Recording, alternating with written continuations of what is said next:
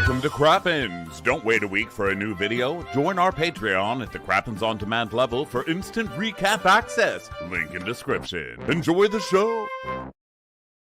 Hello and welcome to Watch What Crappens, the podcast for all that crap we love to discuss on Yield Brovs. I'm Ronnie, and that's Ben. Hi, Ben. Hi, Ronnie. How are you? I'm so good. This is a very special day for us here at Crappens because it is the beginning of season 18 of Real Housewives of Orange County. Ben, how do you feel? It's the 100th season of Real Housewives. Yeah, I feel fantastic. Is it? Yeah, it is. I feel like partially I wonder if they... That's not true. No, they're promoting it. They're saying this is the 100th season of Real Housewives. So this is the Peggy Sulahan of Housewives seasons. It is. It is. Wow, Orange County. So we've been waiting for this. We're feeling like this is the big one. This is the big one. You know, every year there's kind of like, every year there is a Real Housewives franchise that is just like, that's the one for the year. Like that is it. Last year was Salt Lake City, which bled into January. The year before that, it was Miami. You know, New York had it for many years. Based off of this premiere, I cannot imagine any other Housewives this year that's going to be better than Orange County. I know it's only been one episode, but it came blazing out of the gate, so strong, so good. Like every scene was hilarious and like riveting, and it was amazing. What did you think? Loved it. I'm much simpler in my thought pattern. Loved it. I don't know that I need to jump. Here's my thing with what you're saying. They opened with a clip of Teddy on this show. I don't approve of it. I don't like it. I don't know where that came from. And I hate it. I hate that. I hate that for this show. So if this is going to be the best season ever, that's not the way to hint that at me. Now, the rest of it, loved the rest of it. So we'll get into that. But in a second, sorry. Not in a second. We'll get into that in a second. But for now, go to our Patreon because we're having a very special thing happening on Patreon. We are taking on Love Island America, Love Island US. We're doing 4 mini recaps a week, which are turning out to not be many at all. Today's was 40 minutes. So those are going to be 4 days a week for the next couple of weeks while Love Island is going on. You can get all of those video and audio over on Patreon. Go over there. It's so much fun. Even I'm enjoying that stupid fucking show. I can't believe that's happened to me. How dare you. So that we're having a really good time over there. Go check that out. For those of you who don't have the money or the inclination to join Patreon, we will be putting those out a week later as one giant episode for free on the feed. So it's really something extra for everybody. But if you want those fresh daily, go over to Patreon and get those. And thanks for being here. We love you guys. And thanks for being with us for yet another season of Housewives. Yeah. And one other thing before we dive into it, in case you missed the announcement earlier this week, because you may be just a Housewives girly, you may not listen to Below Deck, you may not watch Dubai. We have organized some of our back catalog. You know, some people, if they were like, hey, how do I listen to the Watch What Crappens recaps of all of season 8 of Real Housewives of New York? Now you don't have to go digging through the back catalog, piecing it together. We've created these playlists so you can go directly to it. Like, okay, Real Housewives of New York, scroll down, season 8, here are all the Crappens recaps. So go to watchwhatcrappens.com. They're on our website. There's a new tab there that says back catalogs.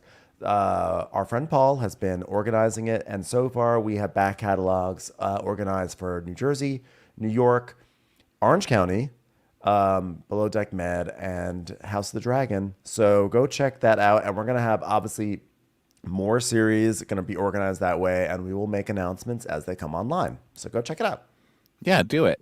Okay, so here we go. Dun, dun, dun, dun, dun, dun, dun. September 7th, 2023.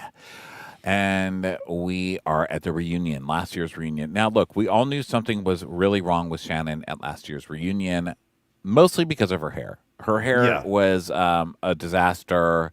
Her look was her curly-headed, the clips were wrong. The clips weren't clipping.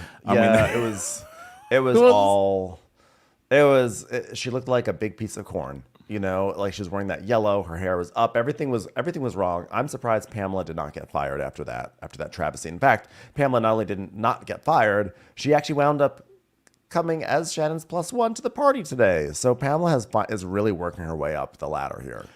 I think if anybody needs to consider rehab right now, it's Pamela because Pamela is clearly working under the influence. The clips were not clipping today either. And listen, I'm not a They hair gay. weren't. I literally do not care about people's hair or clothes. That's not. I'm No. not that kind of gay. I'm not that shallow to even care. So I'm not saying like, oh my god, it's so tacky. I'm saying literally the clips are like taped to the back of her head. Like, what are they? You They can look. visibly see them. They literally look like the slides that pop out of an airplane in a water landing. Okay, it was like, what is happening under that hair? Yeah, Pamela. And I really like Pamela because she looks like old school Alexis Bellino, doesn't she? She came back looking like Alexis Bellino, It's which like, is weird. I feel like this show is bullying Shannon on every front. There, I said it. And everyone is going to get so mad about Shannon's DUI. You have the right to be. DUIs are disgusting. She deserves everything she's going to get from the audience. I don't care. Stop bullying Shannon, okay? I'm not saying I don't care about her DUI. I'm just saying it's not an excuse to bully the poor woman. But by the way, I was about to say leave Shannon alone. No, don't leave Shannon alone because you guys bullying Shannon is going to lead to the best Shannon season we've ever had. So keep it up. yeah. But I was gonna say that Pamela to me looks like Alexis Bellino meets Erin Leachy, or whatever her. How do you say it? Is it Leachy, Litchy, whatever from Real Housewives of New York? Litchi. I always thought it was Litchi. Lachey, but I think you're right. I think it is Litchi. And Nick Lachey. There's some Nick Lachey in there. Yeah, this was a savage episode because I feel like I've just gotten so used to these shows where someone gets a DUI and everyone gathers around and it's like, you need our support right now. We're gonna get you through it. They were like, oh, fuck her. They were all like, fuck her. She got a DUI. I was like, this is kind of hilarious. So we see Shannon at the reunion and Shannon doing the usual stuff like, do I go out and drink sometimes? Yes. Like, for you to say that I need rehab, for you to say that I'm calling people every single night. Hold on one second. I hear that it's about 11 p.m. in Paris right now. I'm just going to call my friend. They are saying that I need rehab right now. Can you believe it? They are saying, okay, all right, Marie Claire. All right, bye. I'm here to say that I can breathalyze. I'm breathalyzing right now because I'm so offended at you saying that I need to breathalyze. And Sheena's like, come on, Shannon. So then we see 10 days after the reunion. I did not remember that the reunion was all about calling out Shannon for being an alcoholic. I didn't remember that. And watching it back, I was like, oh my God, this is so awkward. And then Heather getting that sad look on her face, like, you know, the Heather nod, the black-eyed Heather nod, where she's like, Shannon, no one said it was every single night, Shannon. And I was like, oh no, Heather's doing the I feel sorry for you and you're poor. Like, oh, she's giving her the double look. You know, I felt so bad for Shannon. And it's so Shannon to be there on the sofa with her crazy hair and that big yellow dress to be like, I don't need a breathalyzer. I mean, DUIs, I would never get a DUI. More like a DUI because I am going to learn how to make fresh lemonade out of my lemons because of you bitches. I have been doing everything myself. I've been doing yourself it for so long. Raising 3 daughters who are now college. Why isn't anybody feeling for that? Can I get a drink, please? So I've been putting cream cheese and salmon by myself for years now. I do everything by myself except ship my products. For that, I use ShipStation, which I love very, very much. DIY, do it yourself. That is a perfect way to describe my entire relationship with John Jansen, in fact. It was just me in that relationship, as far as I could tell. So a reporter comes on the screen and is like, Shannon Bedour drove her car into a home and then decided to leave. Which I like the turn of phrase, like, and then she made the decision to leave the home. These headlines, they show headlines, you know, oh, she's arrested, DUI, you hit and run, here's what we know, blah, blah, blah. They really didn't, they should have put up some other headlines that were like, was found, 50 yards from her car walking her dog, claiming she was just out walking Archie the entire time, because that's my favorite part of it. That was the best part of the story. And they really do need, I feel like there's enough Housewives news that they need to have a gay on the scene for whenever there's a Housewives scene. Because this just isn't cutting it. This lady's like, look at this house. I mean, this house, this is where she hit the house. And then she just shows like a sad little brick that has fallen off the house. No, you need a gay to be over there like, That bitch hit this house right here. I'm going to ask the house how it feels. House, you got hit. You look stupid. How do you feel about it? The house is crying, you guys. The house cannot even talk. House, I need you to talk more. Up more, house. Y'all, this house is a bitch. So we're going to have to go to the commercial break until we can find a talking house. In the meantime, Shannon was walking her stupid dog over there and acting like the dog just had to pee. Can we let the woman walk her dog? I mean, seriously. Here's what I have to say. Not guilty. Thanks for coming to the news, y'all. I love that. I would totally be down for that. Well, maybe, I mean, we do know at least one unemployed news reporter in Orange County, but I don't think that Shannon wants to hear any reports filed by her, if you know what I'm saying. This is Alexis Bellino reporting for Fox News 6. There was a car that hit this house, but the news just came in. It was driven by an old slut. So, we have to consider that with the authorities. Back to you, Phil. This house has been hit in Orange County. It's a broken house, but it's not more broken up than Shannon Bedore is with John Jansen, who is now my man, bitch. So, Johnny J. So now we have we see Shannon talking to Heather about it. She goes, John said to me, "You're a drunken idiot." So I got in the car and I lost control. And I was like, so you were acting like a drunk idiot, perhaps? yeah.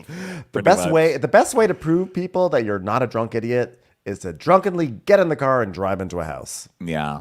So 5 months later, and then of course it's Emily and Shannon. Oh no, I thought it was going to be Emily and Gina. Sorry. So Emily and Shannon are having lunch, and Emily's like, "How do you feel?" Emily loves getting in lawyer mode and then grilling people on the stand. And every time she does it, they're already confessing. Like Emily Yes. has the easiest lawyer job ever. She's never even gotten anything out of anybody because she just goes after people who are already confessing. And then she uses it against them the rest of the season. She's like, so how do you feel?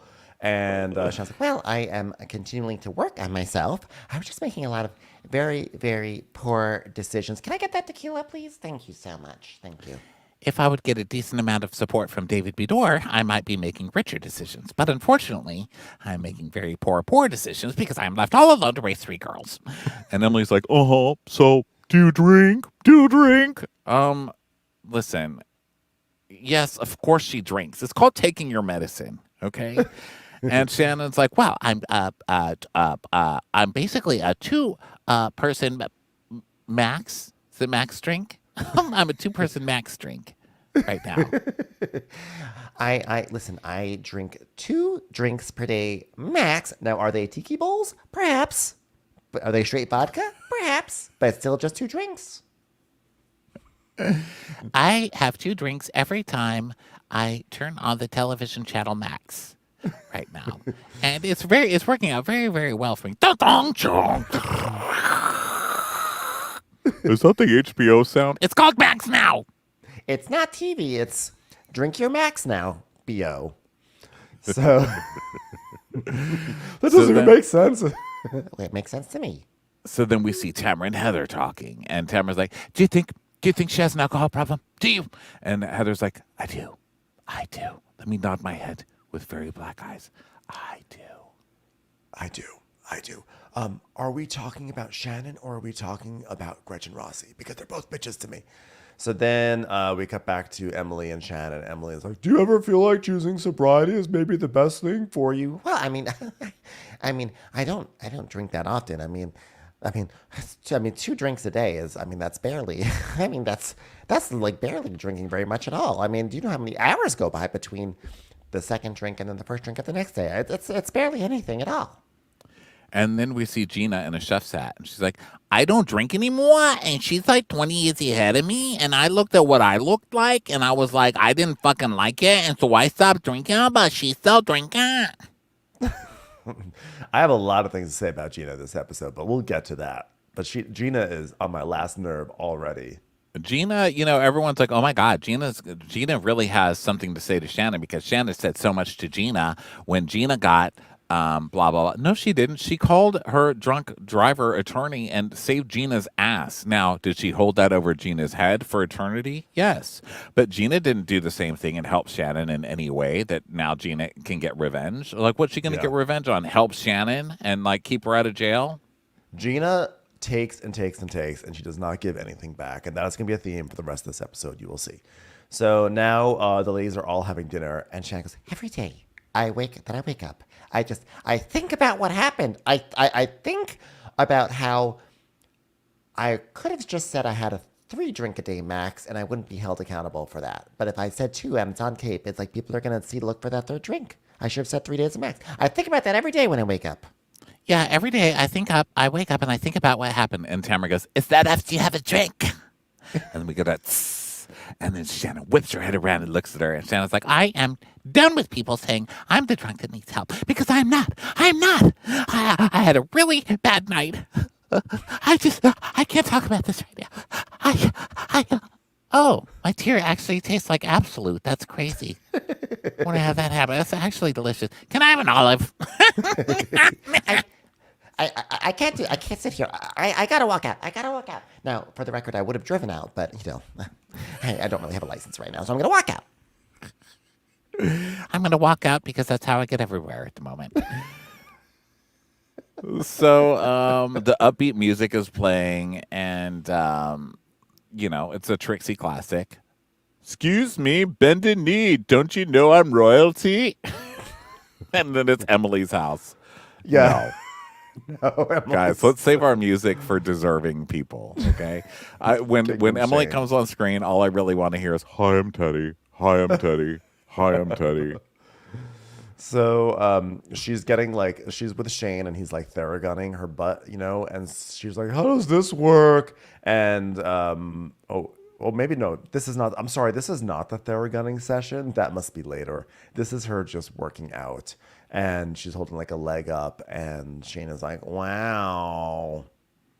Yeah, Oh, no, it is a theragun scene. I'm sorry, guys. Yeah, I I'm thought being so. such a bad podcaster. I thought got it lost. was, and like he's joking, like putting the Theragun in her butt and stuff. And it's one of those like, wow, Shane and Emily find each other so sexy. You know what, guys? That is so great. I hope you guys have sex 90,000 times a day. And guess what? I don't want to picture either one of you naked ever. And stop putting that in my head.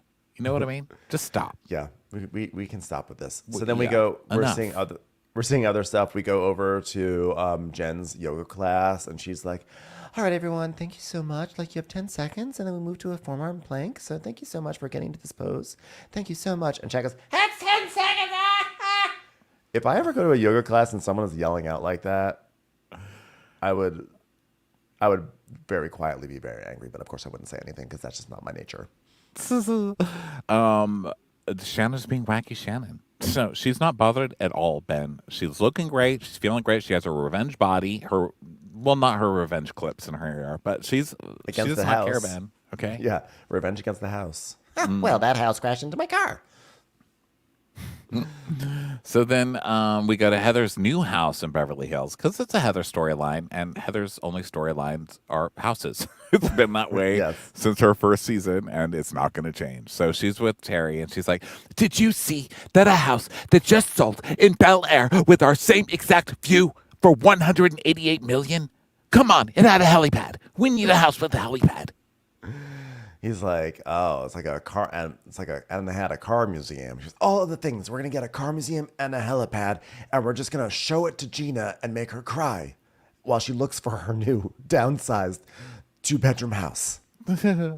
Don't you know I'm royalty? So now we're at Gina's house with her kids making dinner. She's like, let's do the meatballs first. Listen, why do you have to be careful with the meatballs? I still think Gina's faking an accent and she's like from Ohio somewhere. I just don't. Listen, I'm educated enough and I know she's not Jersey. She's Long Island, right? Yeah, Long Island.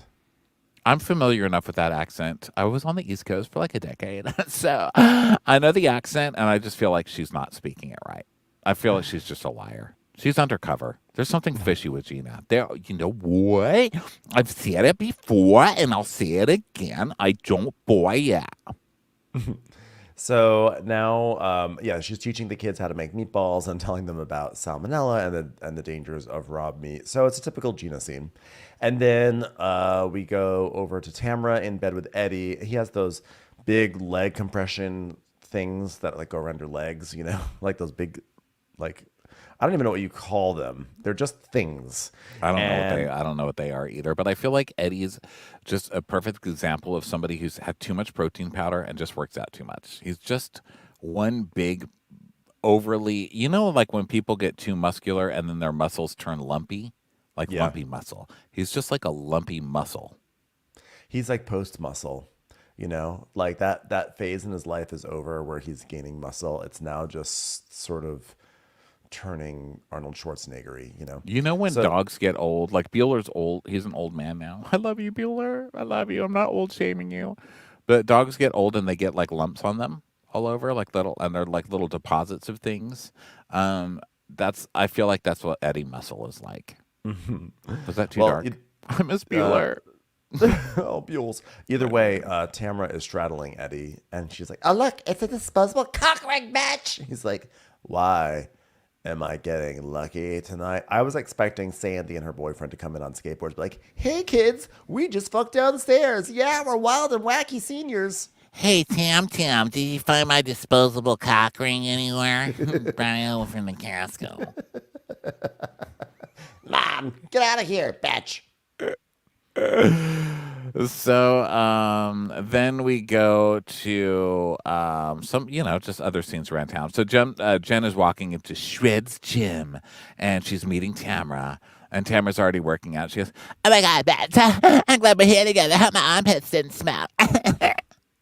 They don't, but thank you so much for that warning. How's everything been? Good, just busy as hell doing nothing, bitch. Like, oh yeah? Like, what is Tamara busy with? Literally, she does nothing except for being on the traders. So she goes, Yeah, we're splitting our time now between Big Bears and Orange County, bitch. and so apparently they have a house up there now, and that's like, I guess it's Tamara's version of being Heather Dubrow. yes, Heather Dusnow. So Jen's like, wow, that house is like amazing. Thank you so much for showing me pictures of your house. I mean, what a beautiful house, Tamara. What a beautiful house. And she tells us, Tamara and I think we're moving past everything that's happened to us. Tamara trying to ruin my relationship and my life and basically everything about me. Basically how Tamara just got me on the show and then dragged me through the mud and tried to ruin me and then made me take a colonic on national television. Maybe we'll get past that. I don't know. Thank you for asking, though, producers. Thank you. Thank you so much. I see her for who she is, which is a total nutter bitch, and so I'm just keeping it light and easy and exactly where I want to keep it with Tamara. So then Emily comes in. She's like, I can't even bend down. Me and Shane, we're just getting so sexy right now. Don't even ask. And she talks about like her journey over the past year. She's lost 40 pounds from Ozempic and liposuction and going to the gym because she wants to keep it off. And that's her storyline is that she lost weight. Well, congratulations on saying Ozempic and admitting it because that's very rare on these shows. So congrats. I give you props for that. So then But by the way, she says that like one of the reasons why she's also going to the gym is because it's better than raging at Shane all over the house. I'm like, no, I think I actually would like to see you rage at Shane. That's content I would be looking forward it's to. more entertaining for us. I mean, if raging at Shane burns calories, let's all fucking do it. I mean, there's finally someone will have a successful gym in the OC. Just go scream at Shane, Yeah, works for me. So now we wind up at Shannon's new rental. And the girls are all there, and they're sitting down with some chicken salad, etc. She's like, Girls, I have to tell you, this is a huge deal for me to have Diet Coke in this house, but I'm trying to be a cool mom now because I guess you get one DUI and suddenly your kids use it against you to advance their Diet Coke agenda. Apparently, I had a little Absolute and Grey Goose in my system at the same time, so my kids are allowed to have aspartame. I thought my biggest failure was driving drunkenly into a house, but apparently my biggest failure was raising children who enjoy Diet Coke. So, learn a lot in old age. Listen, am I going to be a Coke Hero or a Coke Zero? That's up to you, kids. So the kids are so old. It's totally weird to see weird. them. I don't like it. Please age backwards like everybody else on this show. And Shannon's like, well, you're on your own now if you want to die of pancreatic, gingeritis from this Diet Coke enjoy that. Okay? So you're on your own. I can't stop you. Okay, Stella, are you kidding me? And Stella is walking with a thing of laundry. And she's like, what? I leave tomorrow, so I have to do my laundry. She's like, I just did the laundry, Stella. So Diet Coke made you leak all over everything that I did. Yeah, but Mom, you were drunk and you dumped all the laundry on a house. Well, it's just. I have a tendency to gravitate towards houses when I'm drinking, and it's not my fault. It's just the way I was built. It's just that I was doing laundry, and John Jansen called me a stupid drunk face, and I started the laundry on fire. It's John's fault. Ultimately, it's John's fault. Well, America, I am an empty nester. I have recently purchased all 7 seasons on DVD and have been watching them as a marathon ever since this DUI. I have to say, Harry he's a hero and an icon. But besides that, my children have moved out. I'm no longer driving. Now I'm leaving my car in park overall. So I have started calling Archie Dreyfus. And I'm turning over a new leaf. I leave my door unlocked in the hope that Joe Suzu will come through one day and drink something out of my fridge. Well, Perhaps I'm an Diet empty Coke. nester, and so now I have moved to a rental in Corona Del Mar. It's 3 bedrooms, and I can walk to the beach every day. I just stand there and watch blonde sluts walk back and forth. Imagine them holding hands with David Bador. It's old habits die hard. Yeah, that's. I do like to sit at my window and just look at the waves and the people go by and go, slut! Slut! And then I walk to the beach because, again, I can't drive to the beach. I just walk. I'm actually so sad for Shannon because she loved her boathouse. Well, it wasn't her boathouse. That was John's boathouse. No, that was John's little house by the water. With a Oh, boat. you meant the one that She her, had like a kind of nautical crab- farmhouse. Remember, she had like a farmhouse, but it was like nautical craftsman-y. theme. Yeah. Yes, her nautical with the oven that was out of the way. Yes, it wasn't in the um, triangle of usefulness or whatever. You know, the Chip and I- Joanna Yes. boat that she lived on. Triangle of usefulness. Yeah, well, it's I like to call that my Bermuda Triangle. So, well, no, I have downsides. I don't need the space anymore because I live alone. My children have moved away, and as we all know, John Jansen has left me, and I've been sitting here paralyzed, replaying arguments in my head. And I'm happy. I'm living on my dream has come true. Old age alone with no one by my side except skanky women walking on the boardwalk. I'm happy. I'm in a great Oh, mood. I'm in happy. I'm in a great mood in my tiny, tiny little packing container home. So let's just go sit over here, girls. Now, let me update you, everybody. Sophie, oh God, I'm so happy. Sophie is a senior at Baylor University, which is so funny because bailing. John bailed on me. John's a bailer. That went full circle quickly, didn't it? I'm happy for her. I'm so happy.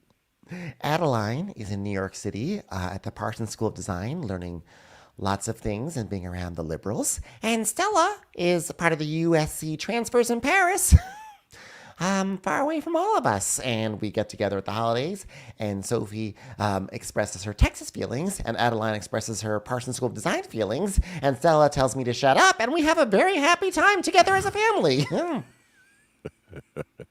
You know, it is like August Osage County at the holidays with that family now. Like, as you know, Sophie is totally going traditional, kind of like conservative path down with Baylor with Reese. Yeah. And Adeline's in fashion school. You know, it is just nothing but back and forth. And I'm like, why can't we just talk about nice things? Why don't you say something nice about your sister? Why do we always have to fight?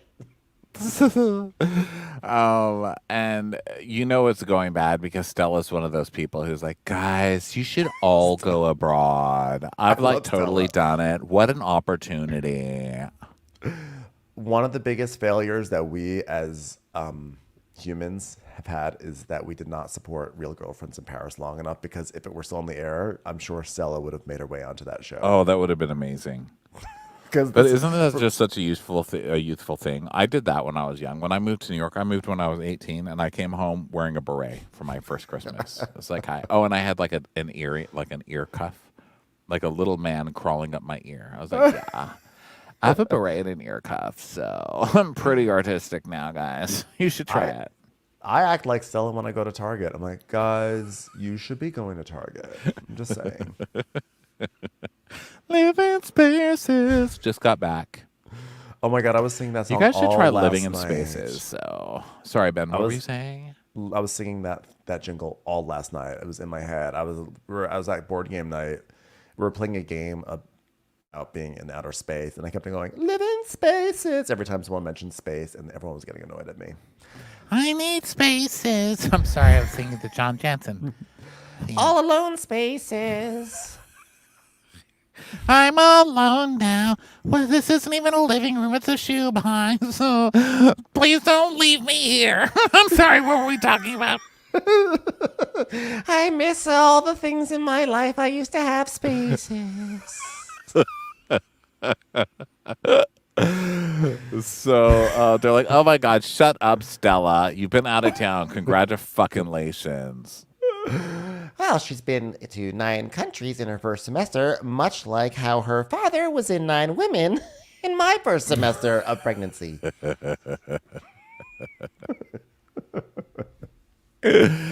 So Shannon's like, I'm like, Mom, why are you crying now? She's like, Well, I mean, I took Sophie to college. I took Adeline to college, and your dad took you. So it was my intent to come and visit you. But hold on, let me lean my head back and touch the bottom of my eyes.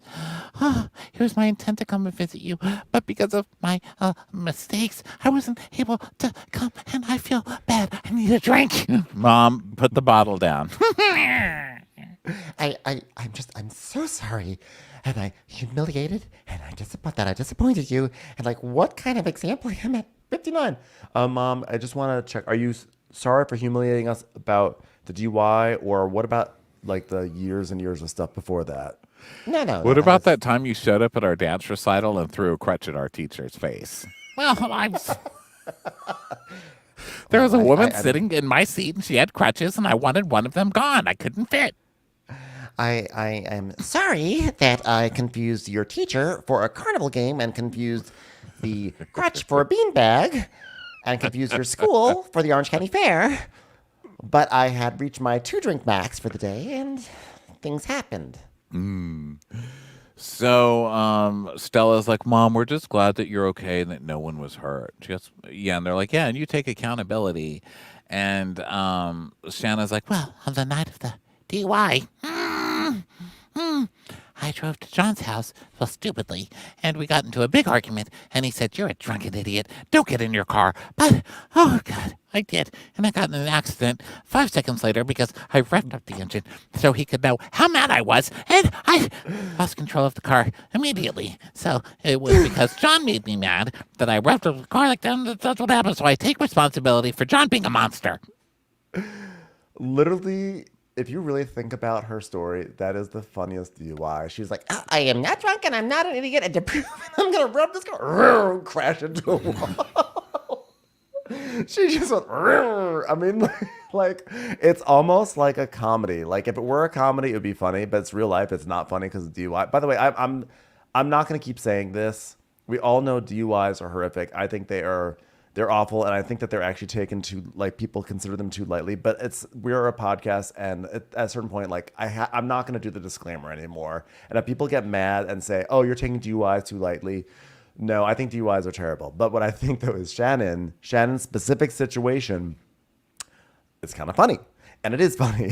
And just to think of her getting in listen, that we're car. just saying DUIs aren't funny, but if you wanted one to be funny and you were casting for a comedy DUI, Shannon Bedore's agent is the one that you would call.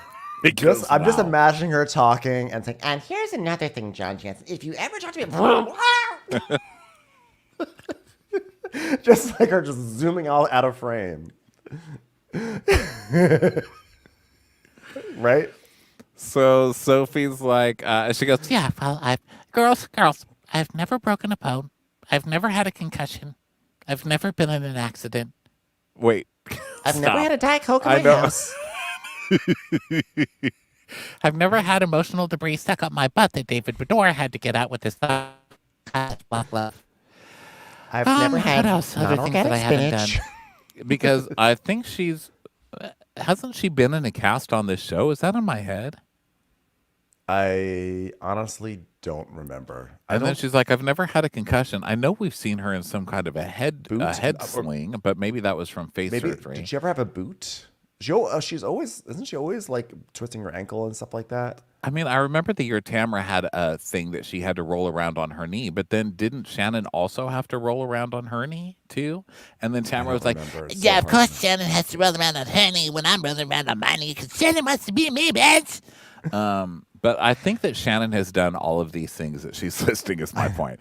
I've never broken a bone. I've never had a concussion. I've never been in an accident. I've never had a Diet Coke in my home. I've never had emotional debris stuck up my butt that David Bador had to get out with his thumb. She's Never done all had this a- stuff. Never had a loyal lover. Never had a good friend, and never had a real relationship with Tamara Barney. You know, and then I had to, and then it all changed in 10 seconds, girls. 10 seconds. And Sophie's like, well, it sucks, but this happened for a reason. Oh God, well, here's the truth. God had a plan. I absolutely believe that. God wanted me to be drunk and drive that car. That was God's plan. He said, you know what, Shannon, have a few and get in the car. God works in mysterious, delicious ways. Here's what God said: shaken, not stirred. Am I right? Stella's like, yeah, and God's plan for me, I guess, was just to go to Paris and just become a better person than all of you guys. Sorry. And on the seventh day, God said, let there be Michelob Light. Let there be Schlitz. So Sophie goes, well, it seems like you're taking more initiative to figure out why things have happened in your life and like why you keep certain people in your life when they necessarily shouldn't be there. Yes, I call those people Diet Cokes. So I don't know why they're there. And maybe they should be removed. Yeah, well, I'm really seeing who my true friends are now. Tamara, no. Emily, no. Gina, no. Bartles, yes. James, yes.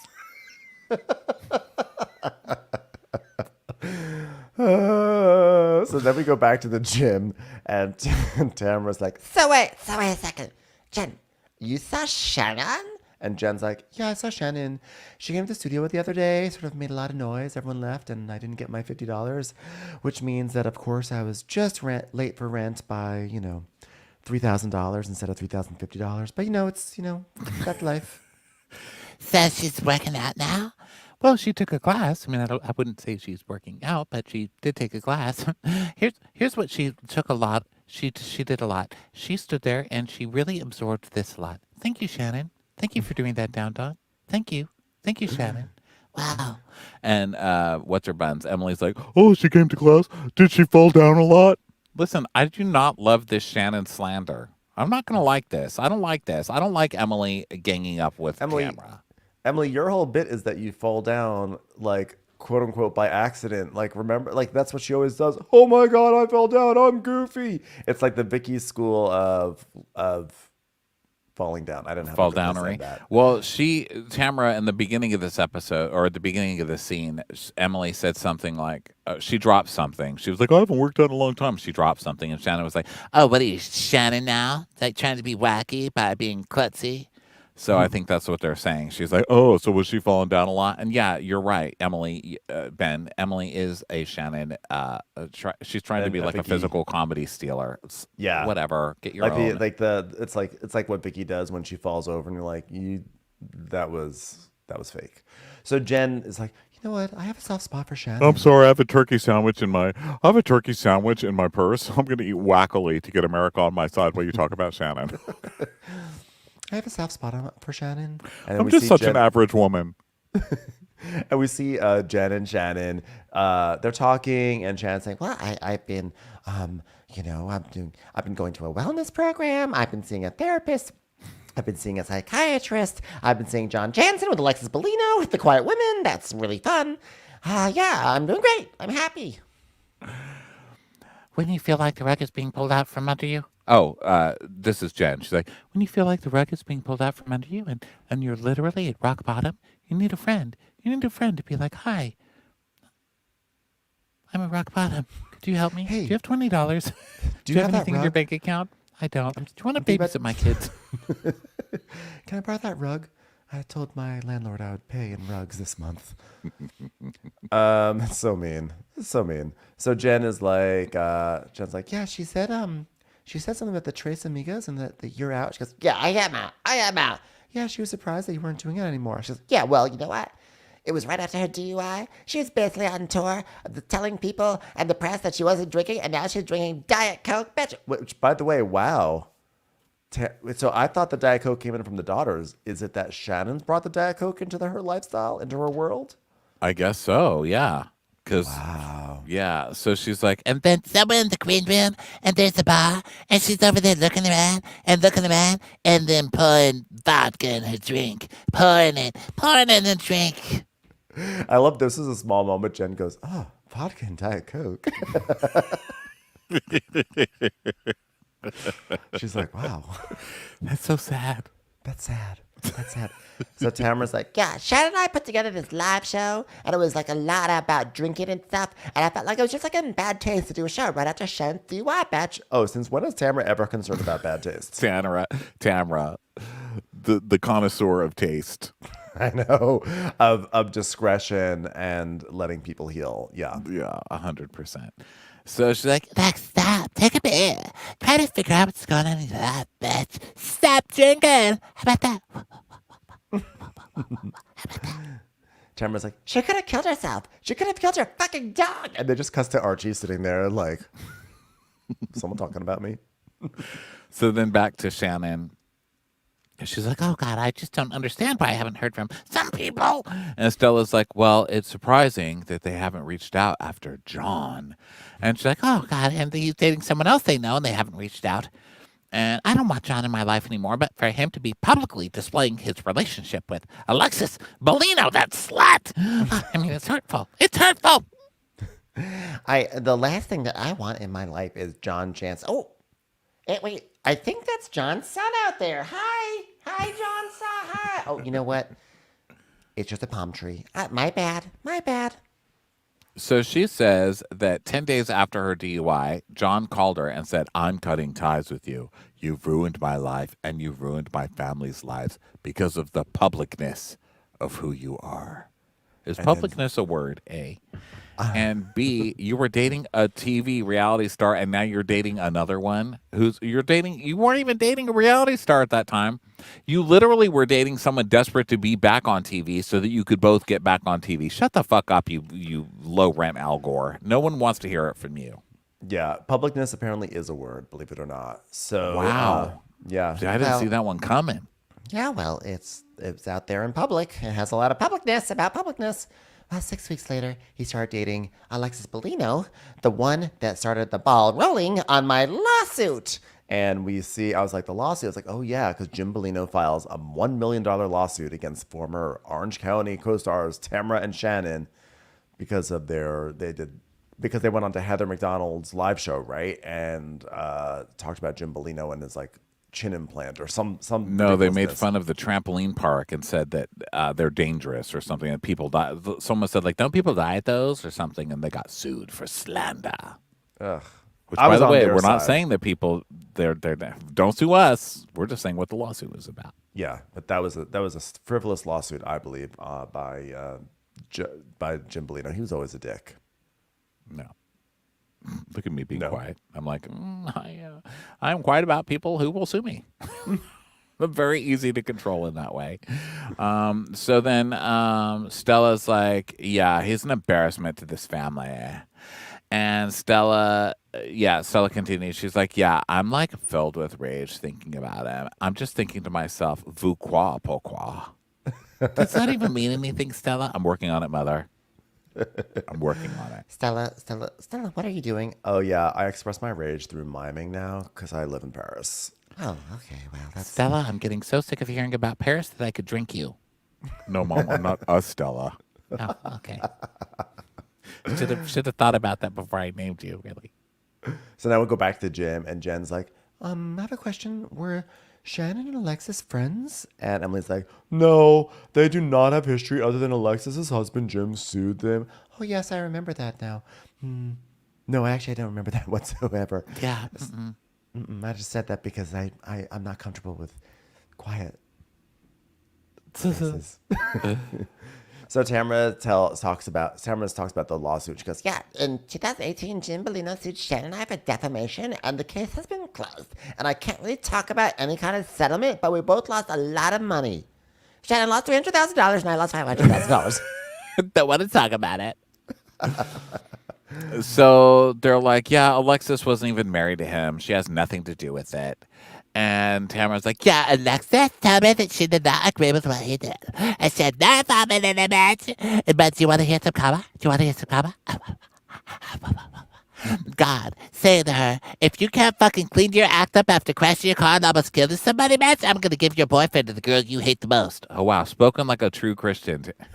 First of all, karma, and then God revenge bestowing Alexis on somebody. but also, isn't this your friend? This is supposed to be your friend, and you're reveling in this situation. I don't. Tamara. Yeah, this is like, I think, really, like, this is just like shitty friendship. Tamara's Like, an awful, awful girl. you should be there She's to help always your been friend just a get vile through this. person. Yeah, No, help she your got friend mad. get What was she treatment. mad at Shannon for by the end of the season? They were all coming for Shannon by the end of the season. Was so it that whatever. Shannon was making things about herself, or who knows what? But like, either way, all of last season was Tamara like, becoming friends with Shannon again, and yada yada yada. And now like Shannon hits a house. I was gonna say a setback, but a house. But like, you're just being a shitty friend at this point. So and just like laughing about Shannon's karma. It's not like Shannon's a victim here, but as her friend, like, Tamara should be trying to help her get better. And then, we also have to remember when it comes to alcohol, Tamara's the one who, like, purposely got someone wasted and tried to have her son, like, assault them sexually on television. So I don't know that we really need Tamara as a moral virtuous. She's not a moral compass. You're not the Julie of this cruise ship, lady. Yeah. Okay. Have a back seat. Why don't you go, like, make some Christian quotes somewhere that make more sense? Fucking weirdo. Karma. And God's vengeance of Alexis Bellino. Tamara's still a fucking monster, and I'm so glad to have her on this show. She's so good. Yeah. So then we go back to Shannon's household, and Stella's like, Mom, if you ever see John with his new girlfriend, quote unquote girlfriend, the most empowering thing will be if you just walk right by and go straight to the boulangerie, get yourself a croissant, and then go to the cafe. Oh, I keep forgetting, you don't live in Paris, Mom. That's me. That's me who lives in Paris. Listen, I do not want to argue, so I'm just going to let things go. And I'm not going to be that person anymore. And if someone upsets me, if someone does something cruel to me. Okay, Stella, I don't need you to serenade me while I do my monologue. Right? I'm going to tell them what I've done, what they've done. I'm no victim anymore. Stella. So Shannon's Let it be known, I have no fear. Although I am a little concerned about the toxicity levels in this household now that we have Diet Coke. So I don't know. I'm thinking that we maybe all should go to see Dr. Moon soon. Okay. I'm not going to sit here in a corner and avoid Alexis Bellino. I'm going to walk right up to her and say, well, okay then. I cannot walk up to her and say, excuse me, who? I am going to walk right up to Alexis Bellino and say, how do you do? And then I shall go find some crudités. I can't wait to tell her, enjoy my sloppy seconds. And the girls are like, yes, mother, period. T. Period T. She's like, that is right, girls. Period T. Is that French? So now we go to Heather's new house in Bel Air. It's with Terry, and they're settling in. And Heather's like, "So this is what we need to go over, Terry. Zach is coming over to talk about budgets and timelines for the house. Ohad is coming over from Circa to talk about the guest house. 45 poor people are entering through a back door to clean the downstairs and the upstairs, and we shall never acknowledge their presence. Do you understand, Terry?" By the way, it cracks me up that there's a sign that says "Do not open" on the refrigerator. Some people think it's because there's fragile things in the house, but it's really so the kids don't ever get fat. Isn't that hilarious? So she says, I'm always looking for a new project. After we sold our Crystal Cove house, we bought this house in Beverly Hills, and I tried to get onto a different franchise. Didn't really work out, so now we're stuck with another mansion. Ha ha ha ha ha. Oh well, they wanted in the low 40s, and we got it for $16 million. Yeah, it's on 8.3 acres. Wow. And she's like, I mean, we have the penthouse, but that's only 2 bedrooms. We need a family home. Enter Beverly Hills. As in, I would like to enter the Beverly Hills, Real Housewives of Beverly Hills. Yeah. not And gonna so she happen. goes, But hey, you never know. Stranger things have happened. Do you think they would let Dubrow on? I feel like they wouldn't. No, I think it's actually hilarious that she has literally moved to Beverly Hills and she's still stuck on Orange County. I know. So But they're showing Sutton on this show. So do you think that that's a hint? well, Sutton's an upgraded good. So in board gaming, sometimes like you have things like you have resources that you can play with. So like you might have some ore, but I have jewelry. And if you need to pay something with ore, I can pay with it with jewelry because jewelry is just a better ore. But if something needs to be paid with jewelry, you can't pay with it with ore because ore is not good enough. So Sutton is the jewelry. Heather is, this analogy has really gotten away from me. I don't think it makes sense to a lot of people. The point is this: Sutton's allowed to go downstream. Heather's not allowed to go upstream. That's funny. It's allowed. But I see what you're saying. Like Sutton's allowed to slum it, but rich people are allowed to go visit poor neighborhoods, but poor people aren't just allowed to like show up for lunch at the Four Seasons. No. Right. Even though Heather is actually very, very wealthy. So Right, Heather's, but she's like she's considered she's poor tainted. because she's not from right, Beverly she's Hills. tainted. Yeah, So, she's tainted. She smells like bowling alley, as we used to say. And I used to work in a bowling alley, but we used to be like, you can't date that girl. You smell like bowling alley, meaning like she's above you. We work in the bowling alley, but you can't date above you. Sutton's like, I'm sorry, do I smell San Clemente in here?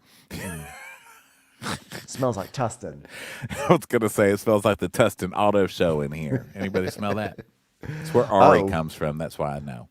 If you close your eyes, you can almost smell Space Mountain. It's like Anaheim. So they got this new house, and Heather's like, we're gonna take this new house down to the studs. And now Heather gives us a whole tour, and she talks about this house was built in the 40s. So Cary Grant's been in here, Lana Turner lived here, all these different people. I walk around and I think, gosh, if these walls could talk, like these walls you're about to tear down. She's like, look at all the history that was in this house. Okay, destroy it all. Tear it down. Tear it down. Cary Grant's been here. I mean, that's such a California thing to say, isn't it? This house. Cary Grant's been here. Perry Mason walked by one time. Gloria Estefan flew over it. And now me, someone who had a guest spot on Malibu Country, is added to the long list of celebrities. If these walls could talk, they'd say, line. If these walls could talk, they would say, are you in SAG-AFTRA? So they both, do their normal Terry and Heather thing. Like, hey, are we going to be able to fit all our cars in this house? I don't know, Terry. I just don't know. That was absolutely hilarious, Terry. By the way, we have to also talk about, okay, I don't understand the point of having a mansion in Bel Air, but a penthouse in Century City, because what people who don't live in Los Angeles don't know is those are very close to each other. It's one thing if you have a penthouse in San Francisco and a mansion in Bel Air, but the side by side things, unless they're doing a flip, it does not. Really I make think they're sense to doing a me. flip because they made so much money from that house last year. I mean, that was inspiring to watch. Really, I love real estate. I'm dying. I love real estate shows. I'm sorry, I was complimenting Heather Dubrow, so my body was rejecting it. But I love real estate shows, and that was pretty incredible watching them build that mall house from the ground up, and then making $9 zillion off of it. So I'm sure they're just going to do it again, But it's also Heather doesn't know what to do on this show. That's her only storyline is having a house. That's all she knows how to do. So she's going to stay on TV. She's got to have a house, that she's remodeling. Yeah, I guess so. Well, either way, I just think I'm like, but yeah. If she says it's a flip, then I will let it slide. But I was just like, that seems very, very strange. But it's Yeah. Heather. So anyway, so they're walking through and everything, and they're the contractor is going through, and Ohad's like, yeah, we're gonna have a party when this is all done, and Terry goes, or a stroke. That's not funny, Terry. So then I'm bored because it's But them. I can't. but You also, have by to the you have way, to tell me. I keep getting lost in the notes because I read Terry and Heather notes, and I'm just like, I'm tired. Oh, but one thing this that is funny though is that she said that basically none of this furniture is theirs. They just got stage furniture to put in there. And then Shelby, our note taker, says they cut to a gong, which I guess is stage furniture, which is kind of funny. That she's like, "Get me the gong, put the gong in here." You know what? I'd like to have an island, maybe some stools where people could sit around and gather, and a gong. Can we get a gong? Just in case Cary Grant's ghost comes back, I just want to gong him out of here. It's my house now. Just in case Richard Marx's stupid wife tries singing the song he wrote me again. I call it the daisy, not the gong. So then they start talking about the girls, and Heather's like, I mean, I'm in a better place with the girls. And by that, I mean, no one has threatened to murder me for a little while. So that's been fun. But I'm going to have a party and spend obscene amounts of money trying to win them back because that always works. Yeah, exactly. And Terry's like, "Well, I don't want to see you go through what you went through last year because that was too much. Well, hopefully everyone will be nice, and I'm gonna have lots of activities that'll be fun, and I'll give Gina lots of gifts and watch her be a total bitch to me for the rest of the season, despite all the things I give to her." I know she wants things to be different this time, so she's going to do the exact same thing she always does. She's going to have a big extravagant party to remind everybody that she's worth more than all of them combined, and then just sit there with a stick up her ass and nod her head and shake her head. Like she's starting the season the same way she does every single time. I love it. So now we go to Emily's house, and Gina shows up, and she's like, "Oh, I was trying to make you a salad." Wow, you're still trying to cook? That's so weird. There's like no sink in here. And it turns out that Emily has been renovating her house, and now she's doing a kitchen reno. So everyone get excited for that arc. In about, I don't know, 16 weeks, we get to see what Emily's kitchen looks like. Spoiler Gee. alert, it's going to look like every other kitchen we've seen on this show. I was gonna say, I hope it looks like Tuscany. I know. As long as it doesn't have Tamara's very strange, like built-in booth, I'll be happy. I'm predicting faux painted walls and some, splotchy granite countertops and some big ornate wood Tuscan cabinets and possibly a caliente sign or one of those ceramic chefs Yeah. that She you goes, put cookies in. I'm happy that we're doing the renovation because this kitchen was stuck in the 90s. Kind of like Shane's wardrobe. And I was like, you know what? That's fair. That's fair. I That giggled. is fair. I giggled. So they're talking about Gina's house, and Gina's like, Oh, you know what? I'm listing the La Quinta home for Elizabeth. and then we see photos. Ex Real Housewives of Orange County, Elizabeth Lynn Vargas lists renovated La Quinta estate for $9 million. Hey, kids, you gotta see this house. It's unbelievable, astronomical, wonderful deal. Unbelievable, unremarkable, unbelievable. It's a house. Come see this house. It's an open house. It's a beautiful house. It's a place for families. It's a place for shingles. Everyone lives here in the house. It's a house for joy and a house for oi. Come to the open house. Speaking of Elizabeth's brother, do you remember Andrew? He bumped into Shannon on New Year's Eve in the market, and she had like a full shopping cart of booze. It's New Year's Eve. She wasn't like in the parking lot in a dumpster drinking it. Jesus Christ. You know what? Gina has a shopping cart full of booze. Okay, shut up. Yeah, they're all Ronnie branded. She's that doesn't scream I'm on a new track. I'm like, okay, no, but to be fair, she does have a new track of hair in her head. So she goes, I just She could you use know, a new track. That's true. could use a She new needs track. a few new tracks. Okay, we'll give you that, Gina.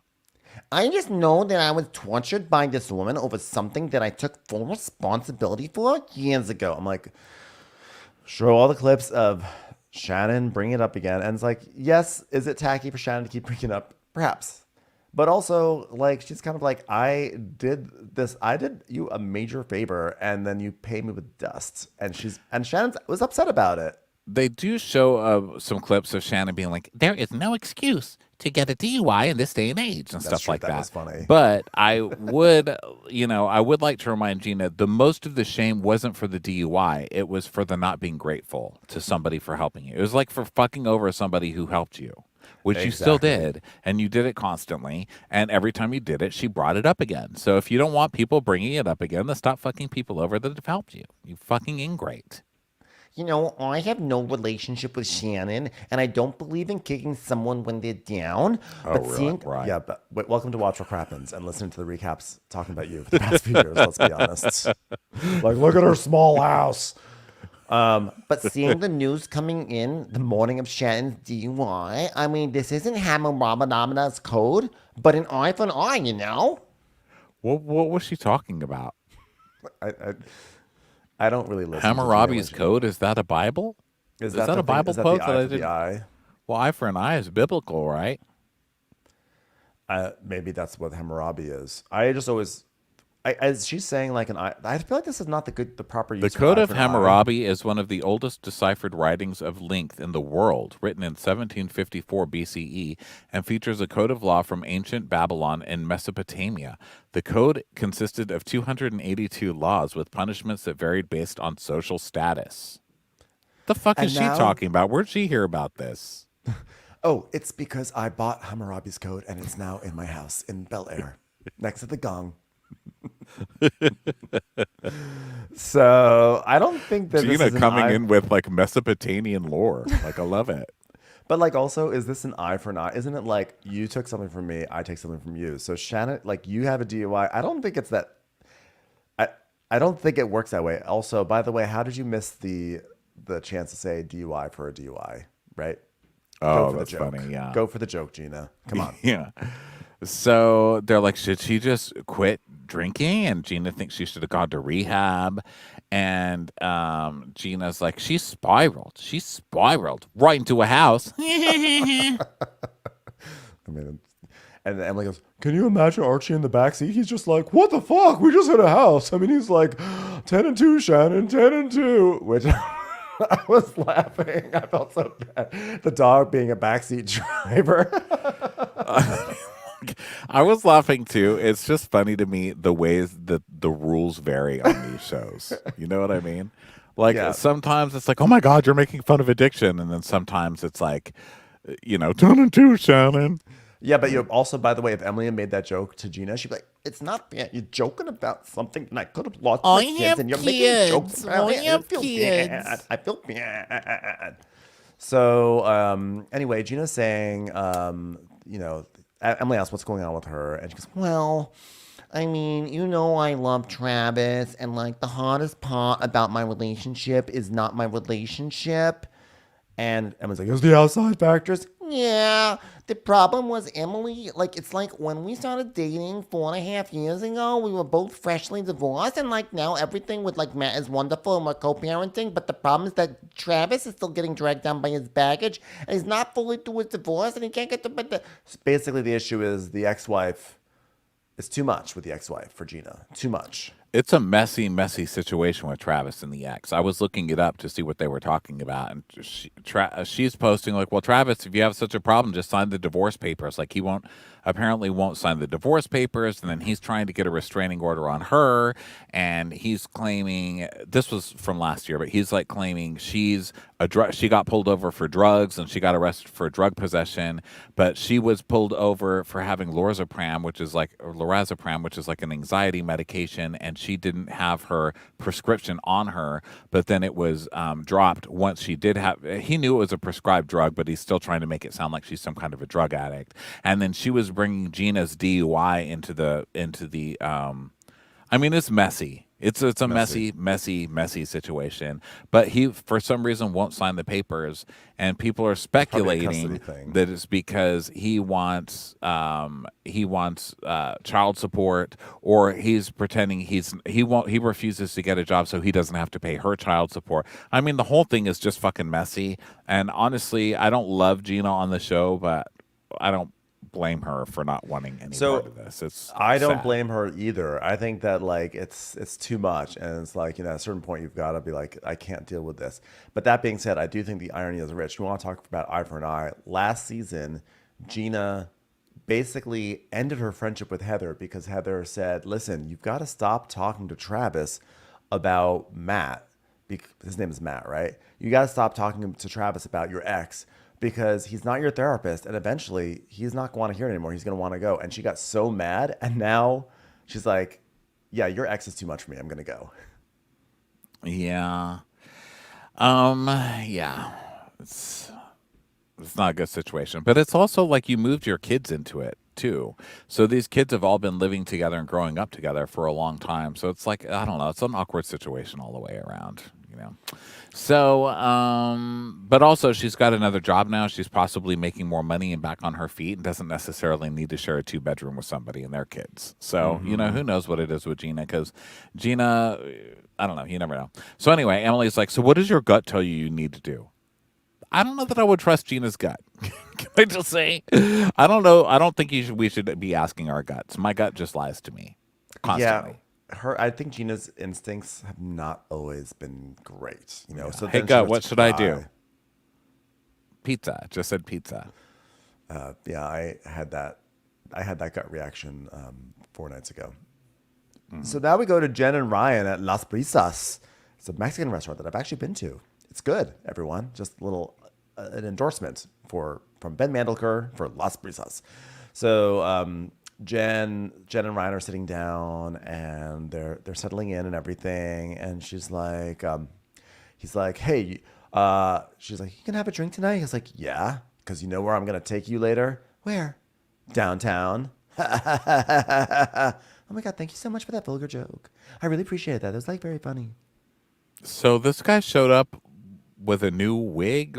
Yeah. Like this guy looks like he's undercover and he looks just so guilty, and we know that he's going through a lot of like legal issues or whatever, but he's just like, yeah, everything's great, so glad we have all this money that's totally gotten by legal means and not doing anything fraudulent. This is funny. I'm gonna go down on you later, honey.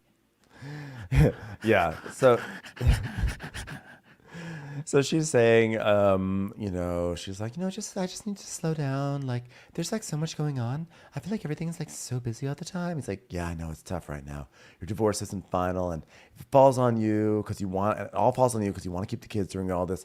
"Yes, thank you so much for understanding that. Like, I don't want to make our date about being a downer, but we are gonna need to have this conversation because I gotta figure out what the kids and I are gonna do." It's just been really hard, like teaching all of those classes. I mean, the parking lot was so busy the other day. I had to teach my yoga class level 1 in a handicapped space. I mean, it just felt really awkward, Ryan. Really, really awkward. And now I have to catch myself up on rent because, like, I think it's like $24,000 or something. And then she tells us that she's still not divorced, and Will hasn't turned in his financials, and he was supposed to be paying most of her rent, but then he stopped. And she didn't even know until she started getting emails or texts from the landlord like, "I got part of the rent. Where's the rest of the rent?" Yet the issue is that the house that she had been in, she got kicked out of because the owner decided to sell it. So importantly, Gina helped her find a new house. And now Will isn't working for the family anymore. Like, Will doesn't have the money. She doesn't have the money. It's the classic Orange County tale of living beyond your means. Oh my gosh, this is Gotta hand so it, stressful. Oh it is my stressful. god. You got to hand it to Gina. I mean, one thing that Gina did do was that she downsized, and we gave her, we made fun of her a lot for her tiny house, and it definitely became a storyline with Shannon about like the size of her house. But Gina did say, "Okay, these are the means I got to live in," and she's lived in them. Yeah. So Jen is like, she's like, "I just feel like I'm asking you and my dad to catch me up, but like I still can't even breathe because like next month rolls around and my dad's footing my attorney bills, and she says she's only getting $50 a class at the yoga studio," which we were always like, how is she like, how is the yoga studio, is this really going to be able to fund this whole house and all these kids? It turns out no, it's not. And Ryan's like, "Why don't you guys just move in with me, honey? It sounds like a great idea." She's like, "But are you really thinking about it?" He's like, "It's only logical." And she's like, but what if we fall apart? Then we can't stay there. I mean, I have to figure out another plan, Ryan. I can't." He's like, "Hold on." Bloop. Ryan, your limp penis picture is not going to do any good right now, Ryan.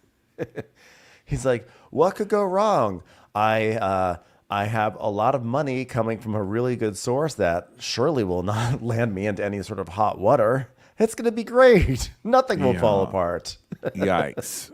Jeez. So he's like It's looking gonna be a terrified. grand slam. Both of them look literally terrified, and they just hold hands. They're like, "It's gonna be okay. It's gonna be okay." I mean, this show, we have watched the demise of so many people on this show. It's like Game of Thrones almost, where you just watch the show and you just wait for everything to go to shit because it always does on this show. Yeah. But this happened quickly, really Listen, quickly. Listen, we all lived through Lynn Curtin, and we've Yeah. been waiting. Speaking of Game of Thrones, like there was Aegon the Conqueror, and then they waited centuries for Jon Snow, and we had Lynn Curtin, and now we have Jen. So, That's true. Lynn Curtin was the original Aegon the Conqueror, and Jen is now here to pick up the pieces, and not pieces, but the reins, and continue Yeah. on. Yeah. So, anyway, poor Jen. Her life is falling apart. So now we go to Heather, who has more. She could buy and sell Jen's house 20 times over. And she's at a bar ordering an espresso martini. This is perfect for Heather. Heather's favorite thing is to swoop in. Like, next thing you know, we're going to have a scene next week of Heather, like, outfitting Jen in her old prom dress, right? She's like, oh, this old thing, I decided to get rid of it. Jen, you put it on. You're perfect. You're like a little me now. Now I control everything you do. She's like, oh, you know how on your Instagram page it shows you things? Well, on my Instagram page, guess what it's showing me? Mother and son dances. Could you imagine giving your son over to some hoe? Ho it's a slang I learned. It's like you click on one picture of Reba McEntire to see what she's up to lately and if she has any casting notices. And next thing you know, it's mother son dances. I don't even understand the correlation, but it just happened. Oh, so then Alexis comes, dun dun dun, and Heather's gossiping about Shannon, of course, and she's like, We barely speak, and it's very nice of me to invite her to a party because I don't want her to be kicked out when she's down, and I don't want her to be left out either, and I want to watch her suffer, as everyone calls her a drunk. But now for inviting her, I'm the asshole. and then we see a clip of Heather FaceTiming Shannon and being like, I'm going to invite you to my lunch, poor person. Okay? Hopefully you take a bicycle there. Okay? Also, Alexis Bellino is coming. Hope you don't mind. and Shannon's like, how dare you? I will maybe possibly come and look at Shannon's brain was saying, I can't even believe it. This is absolutely disrespectful. The things that the ball she got rolling with that lawsuit. This slut who took my John Jansen. but what she actually says is, Oh, I'll think about it. I will have to think about that and get back to you politely. Heather Dubrow. And Showed Heather's like, her. how dare she? How dare she? listen, I don't want to kick her when she's down. I just want to publicly humiliate her. So Alexis comes in, and Heather's like, obviously, I have a long history with Alexis. And we see a flashback of Alexis and Heather fighting, and Alexis saying, I probably had the worst year of my life, And I'm sorry, Heather's. Alexis probably did say that somewhere, but Heather says, Alexis had probably the worst year of her life. Her mother, who she was very close with, passed away. She needs friends right now. And the producer said I have to have dinner with her. So I want to provide that for I her. was gonna say, are we supposed to believe that Heather and I guess they have stuff in common. They have a trans child in common, right? They both have a trans Yes, child. I think that's probably Which I is guess actually would be a very big bonding thing. Because my first thing is like these two are friends, but I guess that would be a pretty big bonding moment, huh? I just have memories of them having a huge fight. Were they in Mexico? Were they in Guatemala? No, they were in Mexico, right? Like I just remember. They just never quite got along. But I can Yeah, totally see that they I teamed up. can't imagine these two as friends, but I guess that would bond you, They were in So- Mexico. That's where Alexa said she wanted to go to the city of Guatemala, I believe. because Alexis had said on that vacation that she brought her fake wedding ring because she keeps her real one in the vault, and Heather was outraged by that or something like I don't know. Yeah, I People will just tell remember it us. was never good with those two. So Emily's starting to make small talk with Alexis, and Heather's like, "Well, you've had a lot of life changes, Alexis." And Emily's like, "Oh, let me just ask you. Can I ask you about the ring that John got you?" And then we see a split screen with the ring, and it says hashtag not engaged, hashtag promised. Alexis really is a fucking asshole. She Alexis and John is. Jansen are such assholes for this. They They've really behaved are. like absolute fucking monsters on social media. And Alexis has been a monster for so long, we just sort of have forgotten about it. But she has been an asshole. Like, that was always her thing. She was such an asshole. So, Alexis, the producers, I love them. They start playing this sort of like seductive music. November 18th is the day that John Jansen walked into my life. I met John at the Quiet Woman. Shannon does not own the Quiet Woman. I've been going there for over 2 decades. But anywho, John walks in and ends up sitting in my booth. And we just tried to fight the feelings. But like after week 2, John and I knew that was it. I don't know, Shannon. I'm not friends with Shannon. And unfortunately, your heart wants what it wants. And here we are. So take us or leave us. Emily, can I ask you something? And Emily's like, yeah. This is gonna be hard for me because I don't want to come in with you like right now, but we probably should have a conversation on the phone because like I heard the podcast you did with Tamara, and we have the podcast of two T's in a pod. And Tamara like, hey, so someone wrote a story about John. Don's gonna be filming, and Emily was basically like, yeah, John's a douche. John's a big doucher. Unfortunately, it really hurt my feelings, Emily. Like, where did you get your information about John with Shannon? Did you like go out with him? And she's like, I was there. I've been there around John. I've been there for 3 years. And then we see a flashback of John being like, fuck them. Fuck Gina. Who does Gina think the fuck she is? Fuck her. She's not your friend. You're done with her. We're done with her. Yeah, well, that was a private conversation that Johnny was having with his girlfriend at the time, standing up for her. So I really don't appreciate you calling him a doucher for that. It's like, well, you don't understand. For 3 years, Shannon's been telling me nothing except that she pays for everything. He takes advantage of her. She goes, oh, do you just trust a drunk who just got a DUI? Do you trust her opinion? I mean, she's drunk. Dewey. She got a Dewey. Not to be confused with a Johnny. I got a Johnny, she got a Dewey. So, I'm like, whoa. So Heather's like, the only thing I worry about for you as my friend is it's fast. It's fast. As in, these words are coming at you fast. I don't know if you're following along. Do you still understand words, Alexis? And Alexa's like, just all I ask is that you just give him a chance. And when you get to know him, you're going to love him as much as I do. He's my Johnny J. That's what I call him. He's my Johnny J. Heather's like, oh, yeah, wow, that Johnny J rebrand is mildly epic. Yeah, he's my Johnny J. So Heather goes, I don't think I've heard a better rebrand since Mayo went to aioli. You guys got that, right? Mayo went to aioli. It's relatable. It's funny.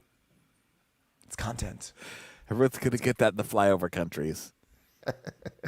It's me, relatable, Heather Dubrow. Aioli. Good. Wait, can I ask you a question? How do you feel about seeing Shannon at her party? And she's like, here's the thing. I have no ill will. I just want to squash the elephant in the room. I'm going to squash it. Please tell the elephant. Let's leave the elephant alone. I'm just going Right. to, you know what? I want to discuss the beef in the room and squash the elephant, okay? And they're like, Shannon's going to freak out. And she's like, well, I'm not going to play into her spiraling, okay? I'm not going to play into it. So Emily's just looking at her like, who the fuck is this person? Like, I'm used to trash on this show, but this is extra trashy, And I love it. So now Shannon goes to see her lawyer, Mike, and she's like, Mike, I still struggle with everything that happened. I mean, it took me 3 hours to walk here to this office. and he's like, well, you know what? We learn from these things, right? Legally, professionally. Well, you learn, I capitalize. But anyway, if you successfully complete probation, we can petition the court, She's like, well, yes, but there's a part of me that wants to accept responsibility for what John Jansen did to me that night by angering me so much. So I don't want to get any special favors. That would be terrible. Please get this off my record. That would be great. He's like, well, all you have to do is successfully complete probation. That's something you and everyone else has a right to petition the court for. And by the way,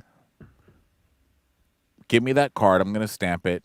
You get a free ice cream today, Shannon. You have been here so many times in the past. I want to know if they throw away my case, will they also throw away the case of Diet Cokes that Sophie brought into the household? Because I am not in favor of those. I had to go to an alcohol school that lasts for 9 months, and I have now learned the difference between an espresso martini and a chocolate martini. Both are somewhat delicious, but empty calories. Also, I've learned that there's a very important distinction between an express martini and an espresso martini. An express martini is something you try to chuck down quickly and drive home before it kicks in. You got to be careful. And then I'll be doing 40 hours of community service at my church. That does not count, ma'am. How are you guys letting her serve her community service at her easy fucking church? I'm doing a quote unquote because this is a Shannon Bedore church. I'm not even sure what the hell kind of church this is. No, you need to get your ass out there on the freeway and pick up some Bette Midler trash. You need to clean up the streets, the freeways for Bette Midler. She earned this. Excuse me, I am doing hard work community service. Did you not see my one-woman show, Shannon Does Christmas? Well, I was the Virgin Mary and I was Jesus. Okay, here's a scene from it. Oh my God, I am tired. I need to stop at this hotel. Excuse me, do you have any rooms available? No? Okay, well, that's fine. You can just put me back on a pile of hay. Just discard me in the back. Oh, okay. Oh, you really are going to put me on the hay. That's fine. That's fine. I'll be back here. Well, guess what? I'm pregnant. I guess it was just me being the Virgin Mary. Oh, wait, here we go. Jesus couldn't talk at that time, so. I'm born, and I'm going to bring Diet Coke to the world. The end. So Mike's like, Shannon, if you're in the position where you can see another person who shouldn't drive and you share your story or you somehow stop them from driving, all of a sudden it'll all be worth something. Or if I can get people to be inspired not to trigger people when they're in a car that they don't know how fast the car could go if they slam on the gas if they're very angry about it, then hopefully I could save horrible men from doing that to innocent women. Shannon, why are you making that tapping sound with your foot? Sorry, I'm just invisibly revving my engine to show that I'm mad. But I'm being responsible because I'm sober. So this car will not drive. This desk will not drive forward. Shannon does the thing where she goes, I would never drink and drive. I would never do that. I'm like, you literally did it. You literally did it. And you know Shannon's pissed off that this whole season is about her drunk driving and not finally being at her goal weight. Because Shannon's plot line for years has been being insecure and trying to get back to her goal weight and going to the gym and having trainers be mean to her on camera. And she finally gets to her goal weight and no one even mentions it because we all have to talk about her being drunk. You know, it's like, why? So unfair. So she says, I feel like my whole life is starting over. So I just got to keep moving forward. Which unfortunately was what got me into this mess in the first place. Just more slowly. I'm moving forward more slowly and not into things. I'm now moving forward and around. The key is to move forward and not forward and to the side. You know, when they say you really need to stay in your lane, I really understand that now. It's literal. It is literal. So now we cut to Tamara and her daughter, everybody. Welcome Sophia back to the show. Sophia's welcome back. The biggest return since Lydia. And Tamara's like, you look nervous. I'm shocked that you're doing this because you got to fear needles. Are you nervous? She's like, thanks for reminding me, Mom. Thanks, Mom.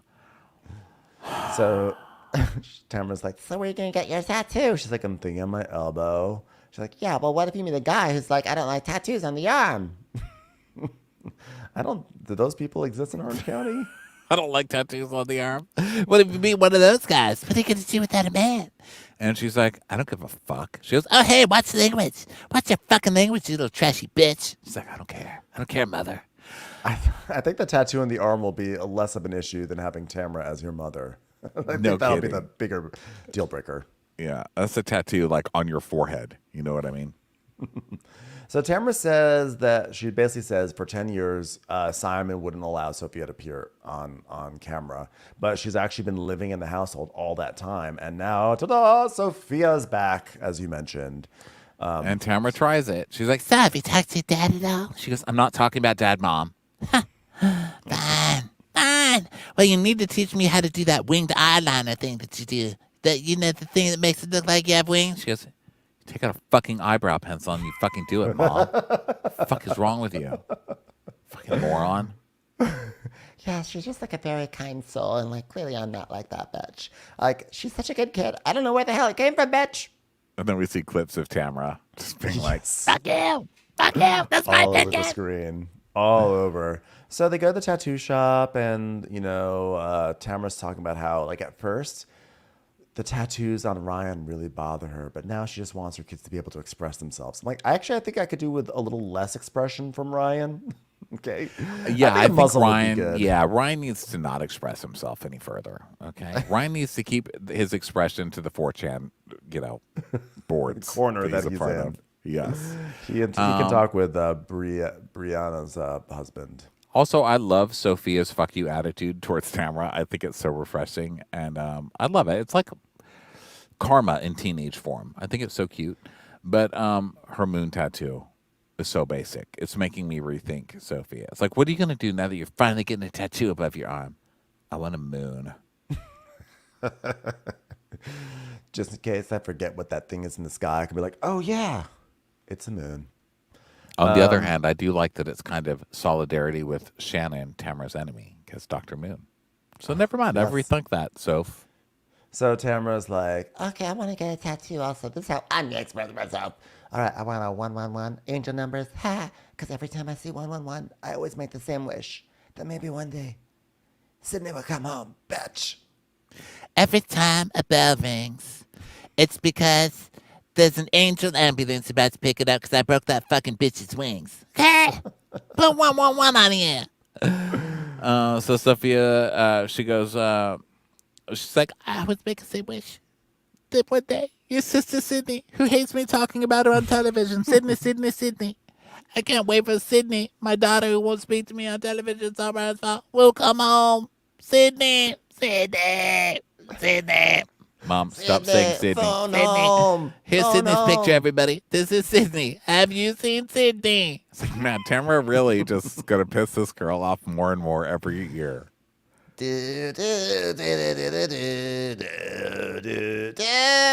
Mom, why are you doing the E.T. song again? Sydney phone home. Sydney phone home. Mom, stop getting to that bicycle. Take that towel off your head, Mom. No, Sydney. Every night, I leave a trail of Reese's Pieces coming from the cul-de-sac all the way through the front door. Why are you trying to get Sydney to come back? No, I just want Shannon to crawl over here so I could hit her over the head with an absolute bottle and call her an idiot for getting a DUI. Stupid bitch! Sometimes when Shannon comes over, I hide in your closet, Sophie, with all your stuffed animals, and see if Shannon can figure out which one is me. She always gets confused between me and the real baby doll. What were those real babies that they have? Remember when Tamara got one? She's like, I'm gonna be pregnant. Now we're just fusing all the stories together. E.T., backstories of Orange County. It's going to be like Kelly Dodd in there. Why am I in this closet? In this You're E.T. a dork. closet? You're a dork. So actually, I had, we used to make ringers for Patreon. We used to have like ringers in our housewives' voices and stuff. And one of them was Leanne. When Leanne went through her, like, I'm a good person now because I go to like naturopaths and stuff. And she had the sound bowl and she would just go, I'm at peace now. Nobody can make me mad. Dong. And so I made a text ring for us. It was dong. And that's been my text ring ever since. I mean, ever since Dallas was on. Yeah. But it's so loud. I recorded it so loud, and it makes everybody crazy. And when it goes off in the car, it's like, dong, and you'll crash your car, So I just went through there, and I switched it to whichever one. I didn't even pay attention. I just had to switch it. And now it's, you're a dork. You're a dork. You're a dork. Well, I would like it if we had an E.T. stuffed animal setup with Tamara in the middle, and you have like Leanne and Kelly, and then just like, like Yogi Bear or something. The in wall there. of faces is just all the housewives. That's so funny. Oh gosh. Okay, we're deranged. So Because it's been 10 hours. We're still doing I'm this like, should I recap. go back to my one woman tale of Christmas? So Yes, I I'm didn't even Jewish. have anything to add to that. I was just like, that I was like, I'm was a Jewish. I 10 out of shouldn't be 10. doing this. I shouldn't be doing this. This isn't my religion. I've crossed the line. No, I was into it. You're just like a kid again. You're like back at church watching the show. Oh, yeah. So Tamara's like, I'm so happy that you and Spencer are so close. Did you ever think that you guys would be that close? she's like, no, Spencer's a fucking loser. I hated him when I was younger. What a fucking idiot. She's like, Yeah. But unfortunately, Sydney's on Simon's side. She doesn't speak to us. It's so difficult. It's like a child's dead, but they're still alive. But they're dead too. Ugh. And Sophia's like, Mom, I'm not your therapist. Okay. Keep these thoughts in your head and talk about them to your therapist. I loved that. It's like, She's like, Mom. Mom, I'm trying to Jesus. enjoy my moon tattoo. Okay. So now we go to Gina's house. So Gina and Travis sit down and they're talking about like this situation and moving the house. And like obviously Travis wants to stay together. He's like, we've spent all 4.5 years trying to build this nucleus of a family, and like it's awesome, but like you're like, whether you think you're doing this or not, you're pulling apart this family. Sorry, I'm like burping into the microphone. It's disgusting, but it's sort of like a reaction I have to Gina's scenes anyway. So, yeah, he's like, you're breaking this family apart. It's like, But you gotta move out, Trios. and she says, her kids have been through so much since her divorce. But as a parent, you have to do things that don't feel good because it's in the best interest of everybody, even when it hurts. And she's like, I'm a huge businesswoman now because of Cara Gala, and I gotta think about the Yeah. And so he basically is like, no, I don't want to go. Right. But she's just saying, no, this is what we have to do. So it's sort of sad. but it's not really explained except that he's in a weird relationship. But I'm very curious. It's definitely has my curiosity. I would say this: if you don't know the backstory, so my mindset was, because I didn't know the backstory. I knew he had like issues with his ex, but I thought like it's kind of shitty because they both have brought lots of baggage from their previous relationships, and she dumped a lot of her baggage on him, and now it's like she's like he has baggage, and she's like peace out, which I thought was shitty. But now that you told the backstory, I'm like, what probably is that this ex sounds like I don't know. It's a messy situation, and it sounds like the kids are maybe getting dragged into it, and Gina's like, no, gotta protect the kids, gotta get them out of here. Well, I mean, I see what you're saying, but like we looked at Gina last year, or all the seasons she's been with Travis, and she obviously doesn't have chemistry with Travis. I mean, that's kind of a common thing that people comment on the show. It's a common thing that people comment on this show. There's not really any chemistry there, and especially when you see her back around Matt, and all the drama that went with Matt, they obviously still have some kind of chemistry. I mean, they've been friends for years, and so you see her and I'm not saying she should be back with Matt or anything like that. I'm not a monster, but you see the difference is what I'm saying. So I don't think anyone's shocked that it's not really working out. And she did meet him when she was really down. I mean, she was going through it, and he does act kind of as her therapist and her sounding board and all of that. And maybe now, yeah, it's like she's a little healed and she's ready to kind of fly the Yeah. coop, fly the nest. Yes. Stay tuned, everyone. Now back to more. Well, I have to idiotic say, it's the things. most interesting Gina's ever been, and whoever knew that it would be from dumping Matt? But I'm curious. We'll see. So now we go. Now it's time to get ready for Heather's luncheon. So Tamara's getting ready Tamara's getting ready at her place, and she's like tells Eddie that Shannon's gonna be there. He's like, Shannon's gonna be there. Like, how are you gonna handle it? She goes, I'll be cordial to her, and that's it, bitch. Because it's not a good relationship. Honestly, it's very toxic. You married 3 Mile Island. What are you talking about? Toxic. Come on, man. You married Silkwood. Can we get the fuck over it? You married Also, Cher you're Ignoble. toxic. Fucking talking shit about a woman all the time, Eddie. Just shut up, okay? Just be Always. quiet. So, Shannon is like, oh, I brought a dress. It's a little tight. Whoop, whoop. Look at me trying to be in this dress. Whoop, wacky Shannon. I can't fit in the dress. Anybody gonna laugh at this? Well, this is fun doing a scene basically by myself. I decided to go because I am not going to appear weak, okay? Although I do believe my immune system has been weakened by the excessive amounts of Diet Cokes in my house, but that's a different story. The only thing weak in this house is that house that I clipped. I mean, it fell apart like a fucking loser. I mean, get it together.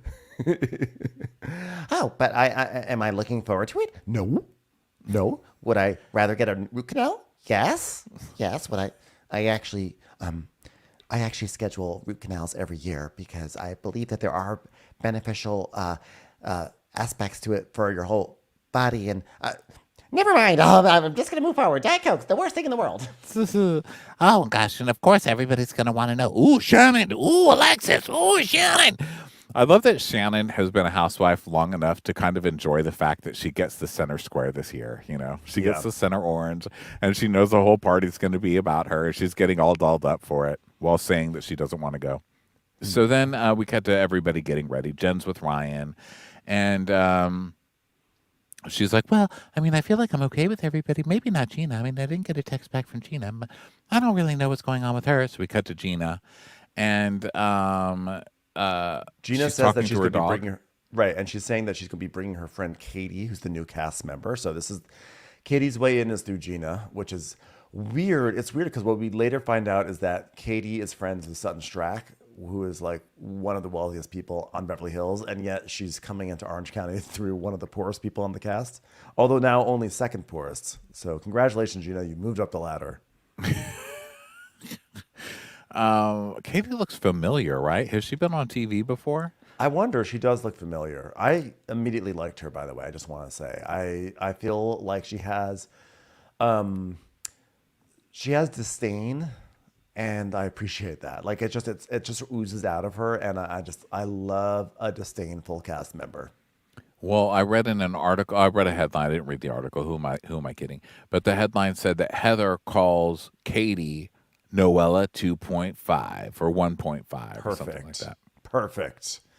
So then Tamara says that Alexis Bellino's going to the party, and he's like, "What?"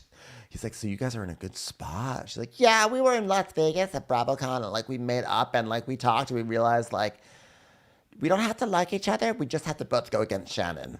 And it worked. And he's like, "Don't get too close to Jesus jugs, honey. Okay, I don't trust her." "Who does he want her to get close to?" Every single season, it's like, "Don't talk to her. She's not good for you." I know, but Tamara's the one ruining everybody's lives at all times. Yeah. God, I want an enabler. I just need an enabler. Why do I have to know such fucking honest people? So anyway, Emily and Alexis are driving over, and Emily's like, "Wait, what's going on, Alexis?" And Alexis is like, "I need to have an espresso martini." Actually, she said espresso properly, which I was shocked. I have to give That her is credit weird. for that. But she's like, "I need an espresso because I had a sleepover last night." And Emily's like, "Oh, God, because you had sex with John so many times." Oh. Did I mention the anal sex alluding scene I shot with Shane earlier? "Did Hilarious. you guys use a Theragun?" And Alexis is like, "Yeah, we had a lot of, yeah, Johnny J is so good at it."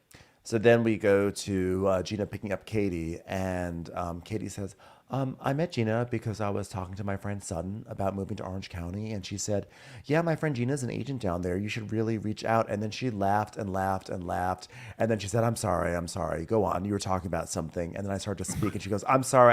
I keep on laughing. It's so rude of me." That's how I first heard about Gina.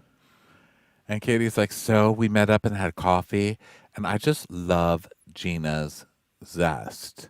I guess you could say for life." Also, she had a 6-pack of Zest soap on the table. She said she just picked it up from Walgreens. You tell me you've hardly ever talked to Gina without telling me you've ever heard it. I just really loved her Zest. zest. It's literally the only thing she could afford on the menu. When we went to a coffee shop, she said, "I don't want an espresso. I just want a zest." Just the zest on the side, please. So then Gina's excited. She's talking to basically like the PA who's driving the car. She's like, "Oh my God, Colleen, this is Katie. She's my friend. I got a friend, Colleen. I got a friend." Colleen's like, "Please shut up. I'm trying to listen to my book on tape in my ear." And Gina's like, I like that she's young. She's my age. 39, girlfriend, not 59. Shut up, Gina. You're going to be there soon enough. Okay. She's like, I just want to live in my youth a little longer. You live in a 2-bedroom with 6 children. It's over. Okay. Your youth is gone. Just say bye to it. How is Kristen Doty older than both of these women? It's just blowing my mind. So now Gina is like, I'm gonna warn you, Shannon had dated this guy named John Jansen and they broke up. So there's this other woman and I don't know her. Her name is Alexis. And they started dating and they're like, they went from 0 to 10, 100 and like Shannon's gonna be there today. And like, so was Alexis. And Katie's like, wow, I guess this is newbie hazing, huh? Hashtag zest. So then back to Alexis and Emily. Alexis is like, so can you fill me in on Shannon's headspace, please? "Oh man, I don't know. I don't know if anybody could fill you in on what's going on in Shannon's head." And Shannon's just like with Pamela. I'd be like, excuse me, okay, so I know I said I don't want a Diet Coke, but could you just put one, just stuff it right in my dress, just in case I need it, just right there on the side. It won't stick out, Pamela. And Shannon's in full-on wacky Shannon mode. She's like, I don't want wrinkles on my dress. Oh, I'm going to stand like this, like a board. I'm standing like a board. I do not want wrinkles. Oh, Pamela, look. Pamela, look, I'm not moving, Pamela. And it just cuts to Pamela full-on ignoring her. I know. Alexis is like, You know what? I'm going in with an open heart and an open mind, and like, I hope Shannon can too, because I don't know what I'm walking into. I just imagine an old lady who's depressed and lost the best man she could have ever gotten in her life. It could be a weird reaction. So then we hear a song. We lit, yeah we lit, yeah we lit, yeah we lit, yeah we lit, yeah we lit. And then we go to Balboa Bay. Dun dun dun. And Heather's prepping for the party. "We're gonna party till out the sun come up," and it's just like a Heather luncheon. So Heather's like, "I know some people, Emily, think I'm crazy about party details, but at this party, there's no logos, no initials, no cucumbers, and no sand. The only thing I do have is an aioli station, so that way more people get my jokes in the future." So people start arriving, and Heather meets Katie. She's like, Sutton says great things about you. I'm possibly going to be on her show. So nice to meet you for now. I'll probably know you for about 6 more minutes before the producers call and move me to Beverly Hills. Go ahead. Try to have a scene. I believe we're going to be doing what this is. This is sort of it's like a special trade, you know. Beverly Hills sends someone down to Orange County, and Orange County sends someone up to Beverly Hills. So it was nice to meet you, but I'm most assuredly going to the Real House of Beverly Hills now. So Katie's like, I've met Heather before very briefly, but this is the first time she said hello back. Oh my God. Did the bros really know how to do a party? There's like lots of stations, like a lot of stations. And we see that there's like a tarot card reader and a permanent jewelry thing and a wishing wall. And there's like a lot of instructions and like things that you have to do at a Heather DeBrell party. I'm like, I think I'd like it better than a Gina party where there's just like 3 streamers and a bowl of punch. At a house that you borrowed from your friend. Hawk and Carabella. She's like, listen, at my parties, you know, there's a slide everyone could go down because it's a public park. I mean, it's as simple as you can get. So, Heather's like, okay, everyone, guest attendees at this fabulous, carefree, and casual party. Every lady gets 3 wishes, and they will be revealed later. And the wish that's the most wishiest gets to be a servant in my house. Okay, go to it. I just want to announce before we do it, no one is getting the 3rd gate code to my community. So, oh, look, I have a wish right here. It says, I wish to have Richard Marx perform a song in my basement. Well, ladies, you're in luck. Please follow me into the kitchen where Richard Marx is not only making fajitas, but also ready to sing a beautiful ballad to you. Thank you. Gina is also dressed like a flesh-colored thing that comes over you on the roller coaster, like to keep you strapped in. I forget what those things are called. Like a safety bar. She looks crazy. She looks like a band-aid. And she's trying to be bitchy, which Gina's always funny to me when she tries to be bitchy because I don't know, it just doesn't work like catty. You know what I mean? She's like trying to be like funny and catty, but it never works. She's like, "Who did Jen bring? Oh, I don't know any of Jen's friends." It's like, "Ooh, this." You got her. You got her, Gina. So then she tells us the story about why she hates Jen now. So she gets a call over the summer from Jen. "I need your help. Thank you in advance. Thank you. Because I need to be out of my house in a week. Thank you." And then it cuts to Jen at the tarot card reader table. And the tarot card person told her things were changing for the good. And she goes, "So I helped her. But then I get CC'd on all these emails about her falling behind on her rent. And that's stressful for me because I vouched for her." As a new real estate agent, any negative press is bad. I'm like, oh, I'm sorry, Gina, that you might be getting some bad press on your new real estate agency agent job while Jen is getting evicted from her house and has looking for a roof for her kids. Gina spends years talking about the struggle of like having to do what you have to do for your kids, and then someone else is in the exact same position, and she's like, "Oh my god, I'm getting emails about it. I don't like that. I hate her now." I was like, what happened to your empathy, Gina? Yeah. So then Jen comes over to Gina and wants to meet Katie. And she's like, "I don't even know if Jen is aware that there's an issue." And she's like, "This isn't the time of place." She's like, "What am I supposed to do? Say, 'Oh, Jen, can you pass a crab leg? How's your eviction going?'" I don't know. I think this is like so shitty of Gina. And I also think that this is totally in line with her pattern of that she really does take things from friendships. But then when she is required to like give something back, she's just out of there. And she actually resents people who need her in those moments. You know, people often this is one of those where people are like, why are you so mean to Gina? Like, what did Gina ever do? Gina's an asshole. She's not a nice person. She's a terrible friend, and she's an asshole, and she's a hypocrite. And this is Every a single perfect season she example does of this. it. She's like poor shaming somebody after her whole storyline for seasons has been about poor Gina has to do everything on her own and na. And here's someone going through a divorce and having to deal with all of this shit, and also a horrible man, which you should also be able to identify with. And you're just kicking them while they're down. You're a shithead. You're not a nice girl, okay? Yeah, I think it's like really. I mean, she literally like one of the rips between her and Shannon was because Shannon made some comment about the size of Gina's house, and Gina was furious about it, and like that was a wedge between them. And now here's Gina, like if anything, if you have a client, if you helped place a client, aren't you going to try to help them out so that way they could be future business down the road, especially if you know you're on a show together, et cetera, et cetera. I just think it's just really, really shitty. Yeah. So then Tamara gets a hole in her pantyhose, and Heather's like, "Do you want me to send someone out for a hose? You hoe." That is hilarious. I said hoe. Me, Heather Dubrow. I've said hoe twice this episode. I learned it. I learned it on Instagram.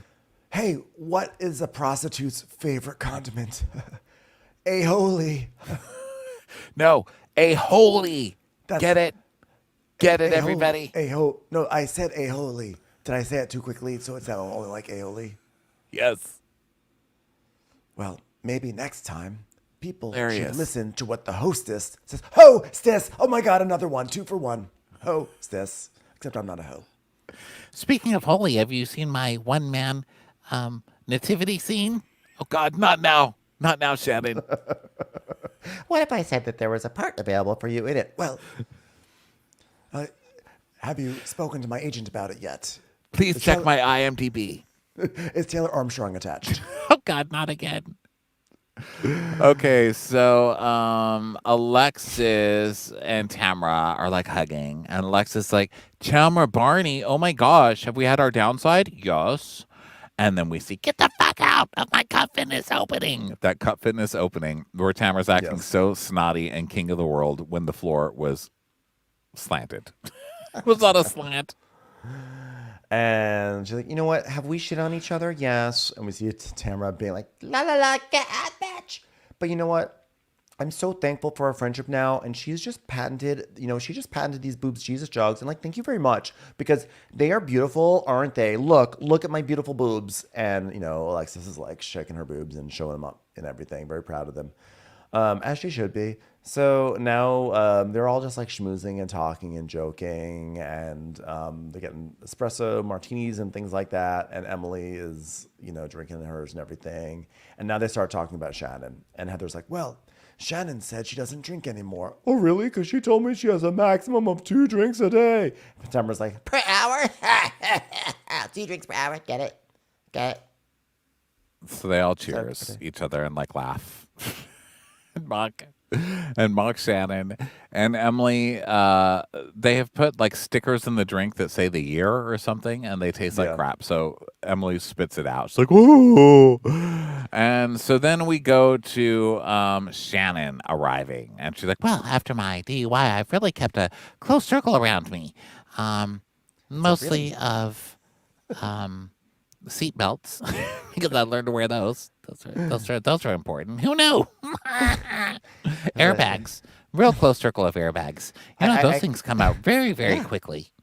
I keep a very close circle around me, mainly a steering wheel that's wedged on my foot. Specifically, it's a circle, and it's wrapped around my foot. I don't know where everyone stands with me at this point, but I do know people will probably be judging me. But I'm not afraid. I'm not afraid. Pamela, you walk in first, because I just want to see how they react to you I'm first. going to walk behind you. Just be bigger. Be bigger. Put your arms out. Hey, why don't you just go in there and say, I'm Shannon, and see if they throw any hard-boiled eggs at you. So they watch her walk in, and Gina's like, I can't help it. I always feel bad for her. and Shannon, meanwhile, is they have one of those 360 oh my God. things I am, where you stand okay. on it, and the camera goes around you really fast. But of course, it's a Heather Dubrow party, so she puts it outside on like the balcony where it's completely backlit. So Shannon does the I'm having fun, I'm on a 360, and we see the 360, and it's just like this shitty backdrop, and it's just a shadow. It's just like all Shannon all silhouetted because the sun is blaring right into the 360. Also, the woman just got a DUI. Can we not try to make her dizzy right off the bat? Like, this show is so bullying. Oh, I feel like I'm back in the car again. So now, it's like a lot of small talk and Emily talking, them talking about how hot Alexis is and like how it sucks watching John leave Shannon for someone so hot. And Emily's like, yeah, like I won't leave Shane because he'd go for some 25-year-old. Shane is not going to get a 25-year-old. He's going to get a 25-year-old ottoman at best. Okay. He is not. The only Shane is thing not 25 pulling about that. Shane is his latest Costco shirt. Yeah, he is not pulling 25-year-olds. Okay. So anyway, people come in. Gina's doing her role. I feel bad. That's like her other thing too. She's obnoxious. Then goes, I just feel bad. So Shannon, Gina's saying that she just feels uncomfortable for Shannon. Shannon's like, well, I don't care. Like, I am out of my relationship with John Jansen, and I'm grateful that I'm out of it. Hold on 1 second. I think he may be calling. Nope, it's literally no one calling on my phone. Not anyone. Not a child. Not John Jansen. So she tells Katie, she's like, I got a DUI, and that has just been the most humiliating, shameful. I've literally been in the darkest time that I've ever been in. And I think this had to happen for me to literally cut it clean and never go back. Never go back. Hold on, I have a text. It might be John. John! It wasn't. That wasn't even my text. Whose was that? Please think turn this your is- ringers off. Shannon, you just picked up a dinner roll. Oh, you were absolutely right. It wasn't even a phone. So Shannon's like, It was just the darkest time. I don't think you understand the sadness of the situation. Katie's like, well, I did have to have a one-on-one with Gina before I came on the show. Oh, you know what? I'm sorry. You are going through something a little tough. Have you been to her house yet? no. Then shut up, Katie. You're new here. So Gina's like, well, Well, I mean, look, you look great. You're obviously making good changes. Thank you. I am trying. and Emma's like, yeah, you look really good. So all that matters is that she looks good right now, I guess. Yeah. And Gina's like, I never want anything bad for you, even though I just said it's an eye for an eye and karma, bitch, And Shannon's like, well, you and I had some really good fun times together. I hope we can go there again. Yeah, until she betrayed you and ran over you and left fucking tire marks on your back for literally no reason. Please stay away. I And just Gina's like, "Oh, go ahead." no. I was thinking that like fun times, good times are like children, and we have to protect them. I just wish there was like a CPS for fun times. You know? Oh, did I? I'm sorry, Gina. I should not. I promise I would never say that again.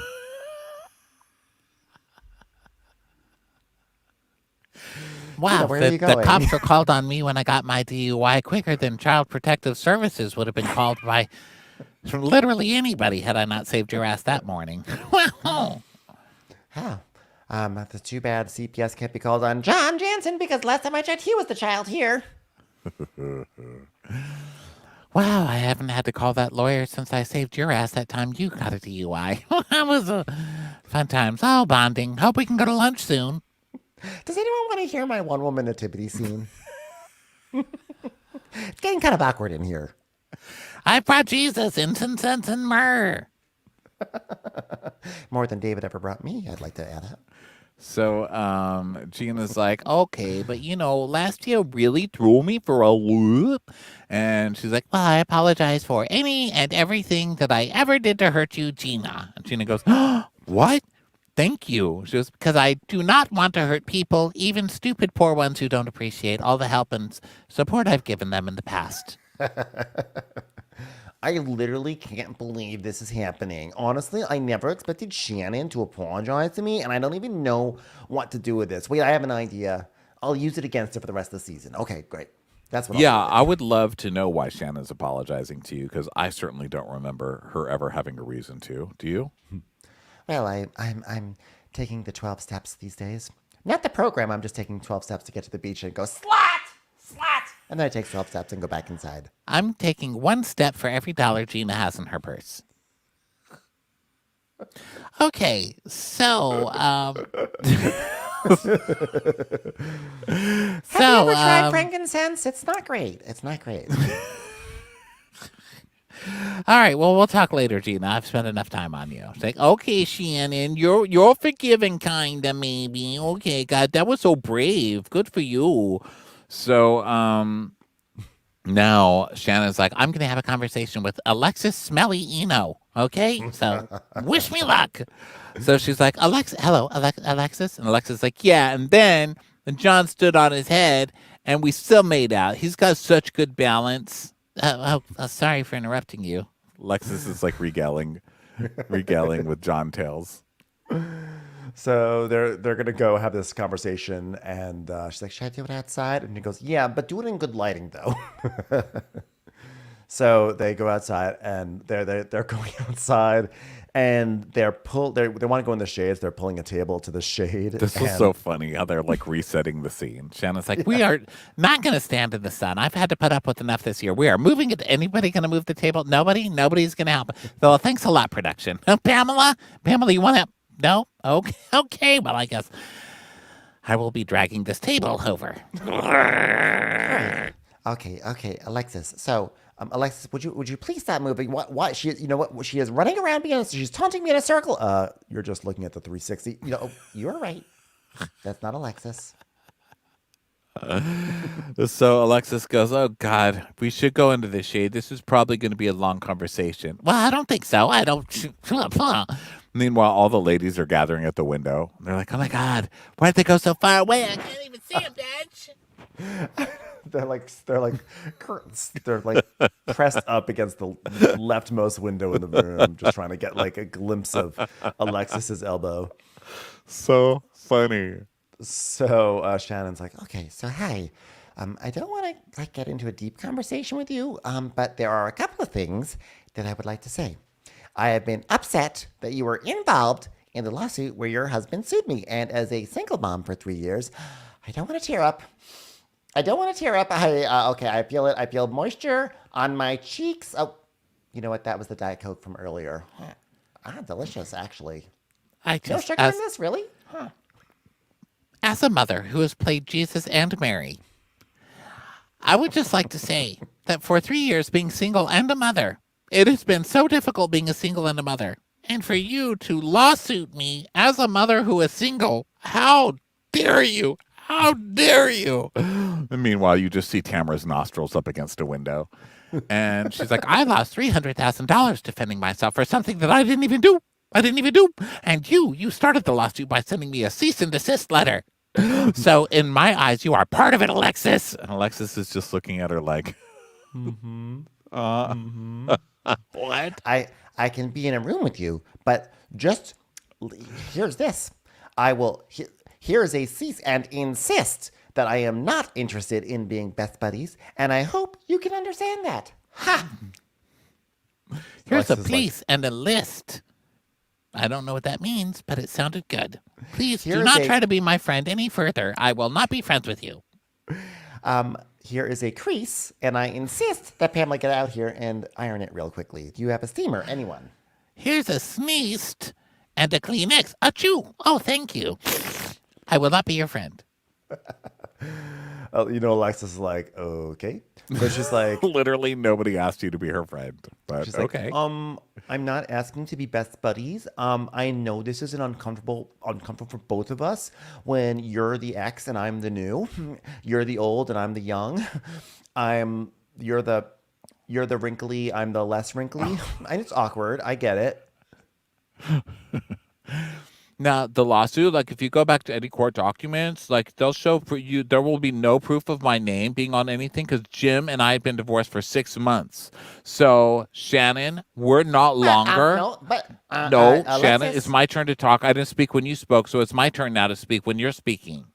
Oh, okay. Well, we're getting a little angry now. No, But that's no, okay. no, That's okay. no. Getting a little angry, getting a little No. heated, get a little hot under the. If you were wearing a collar like a lady would, you would be hot under it. But No, you're actually no, showing do off your not, breasts do like a not, slut, do not make like me a go slut, Johnny J a on you. slut Do on the not beach. make me. So, Alexis. I had Keep nothing going. to do with that, and Tamara knows I wasn't involved, and I don't know why you think I was involved. Well, you sent Tamara and I cease and desist letters, and it was your signature. I will dig it up. I will remember the shape Move of that X on. as long as. Move on. Are we really going to rehash things from 3 years ago, or do we want to live in the? Are you going? Are you going to write me a check for $300,000, Alexis? Because that's what I lost. And John Jansen was there the whole. Oh wait, actually, hold on. He is texting me right this moment, and he says, "Oh nope, that was my phone dying. It makes a buzz before it dies." You knew the anguish I was going through. That's a lot of money to lose, Alexis. She goes, show me the letter then. Dig it up. Show me the letter. Show me the letter. Oh, you don't think you wrote it? Show me the letter. Show me the letter. Because I think what the real issue is that I have your ex-boyfriend, and that's the real issue. So guess what? You need to move on. Oh, okay. Hold on. I have a text from John. Bop, bop. Oh, it's my ringtone. It's Hanson, actually. It's Hanson. All this time I thought it was John Jansen. Turns out it's Hansen. It's very, very, very different. It turns out. Okay, you know what? We're going to move forward in this relationship. And look, here's what's going to happen. I'm not going to talk to you anymore about that court case that has already been buried and done, much like your future with John Jansen himself. So I'm done with it. I'm out of money. It's not done for me. It is never done. Well, you're never going to get $1 from me. And if you don't like it, there's the door, Shannon Bador. Even though they're outside and there's no door. There's the door, Shannon Bador. I'm not so talking funny. about She had to this. point really far. She's like, there's the door. And I love Okay, only Alexis. Go down the hall, go down the arcade, make a right, then make another right. Okay, then there's going to be an awning. There's the door, Shannon Bador. And it's clearly such a planned thing to say, but it's like even planning it, Alexis rhymed door with door. I mean, And so Alexa starts to walk up. And this is Alexis Bellino for Fox News 6. Goodbye. so she goes, Well, thank you for taking John Jansen from me, Alexis. and she goes, yeah, and I'm thankful he left you. She goes, oh, Shannon turns straight to the camera and goes, oh, Perfect. Then Tamara's like, okay, everyone, they're coming back. Scatter like cockroaches. Scatter like cockroaches. It just ends with Shannon going, fuck her. Fuck her. well, I mean, I kind Wow. of liked it because, Shannon's usual MO is to be like, oh, You're bringing on Alexis Bellino. I refuse. I refuse to film a scene with her. How dare you? and then they would get all this footage of Shannon yelling at all the crew and refusing to do the scene. And this time Shannon's like, I will not. I will show up with my revenge body, and I will whoo, whoo, whoo, on a 360 camera. You watch me go, girls. Oh, it was a tremendous premiere. Tremendous. It was just full of electricity. I absolutely loved it. I'm so excited for this season. Pretty Obviously, we're good. excited. We talked for 2 hours. Everyone have a wonderful weekend. We'll be back next week with more Love Island and more Housewives, more everything. So we'll catch you then. Bye, everybody. Bye.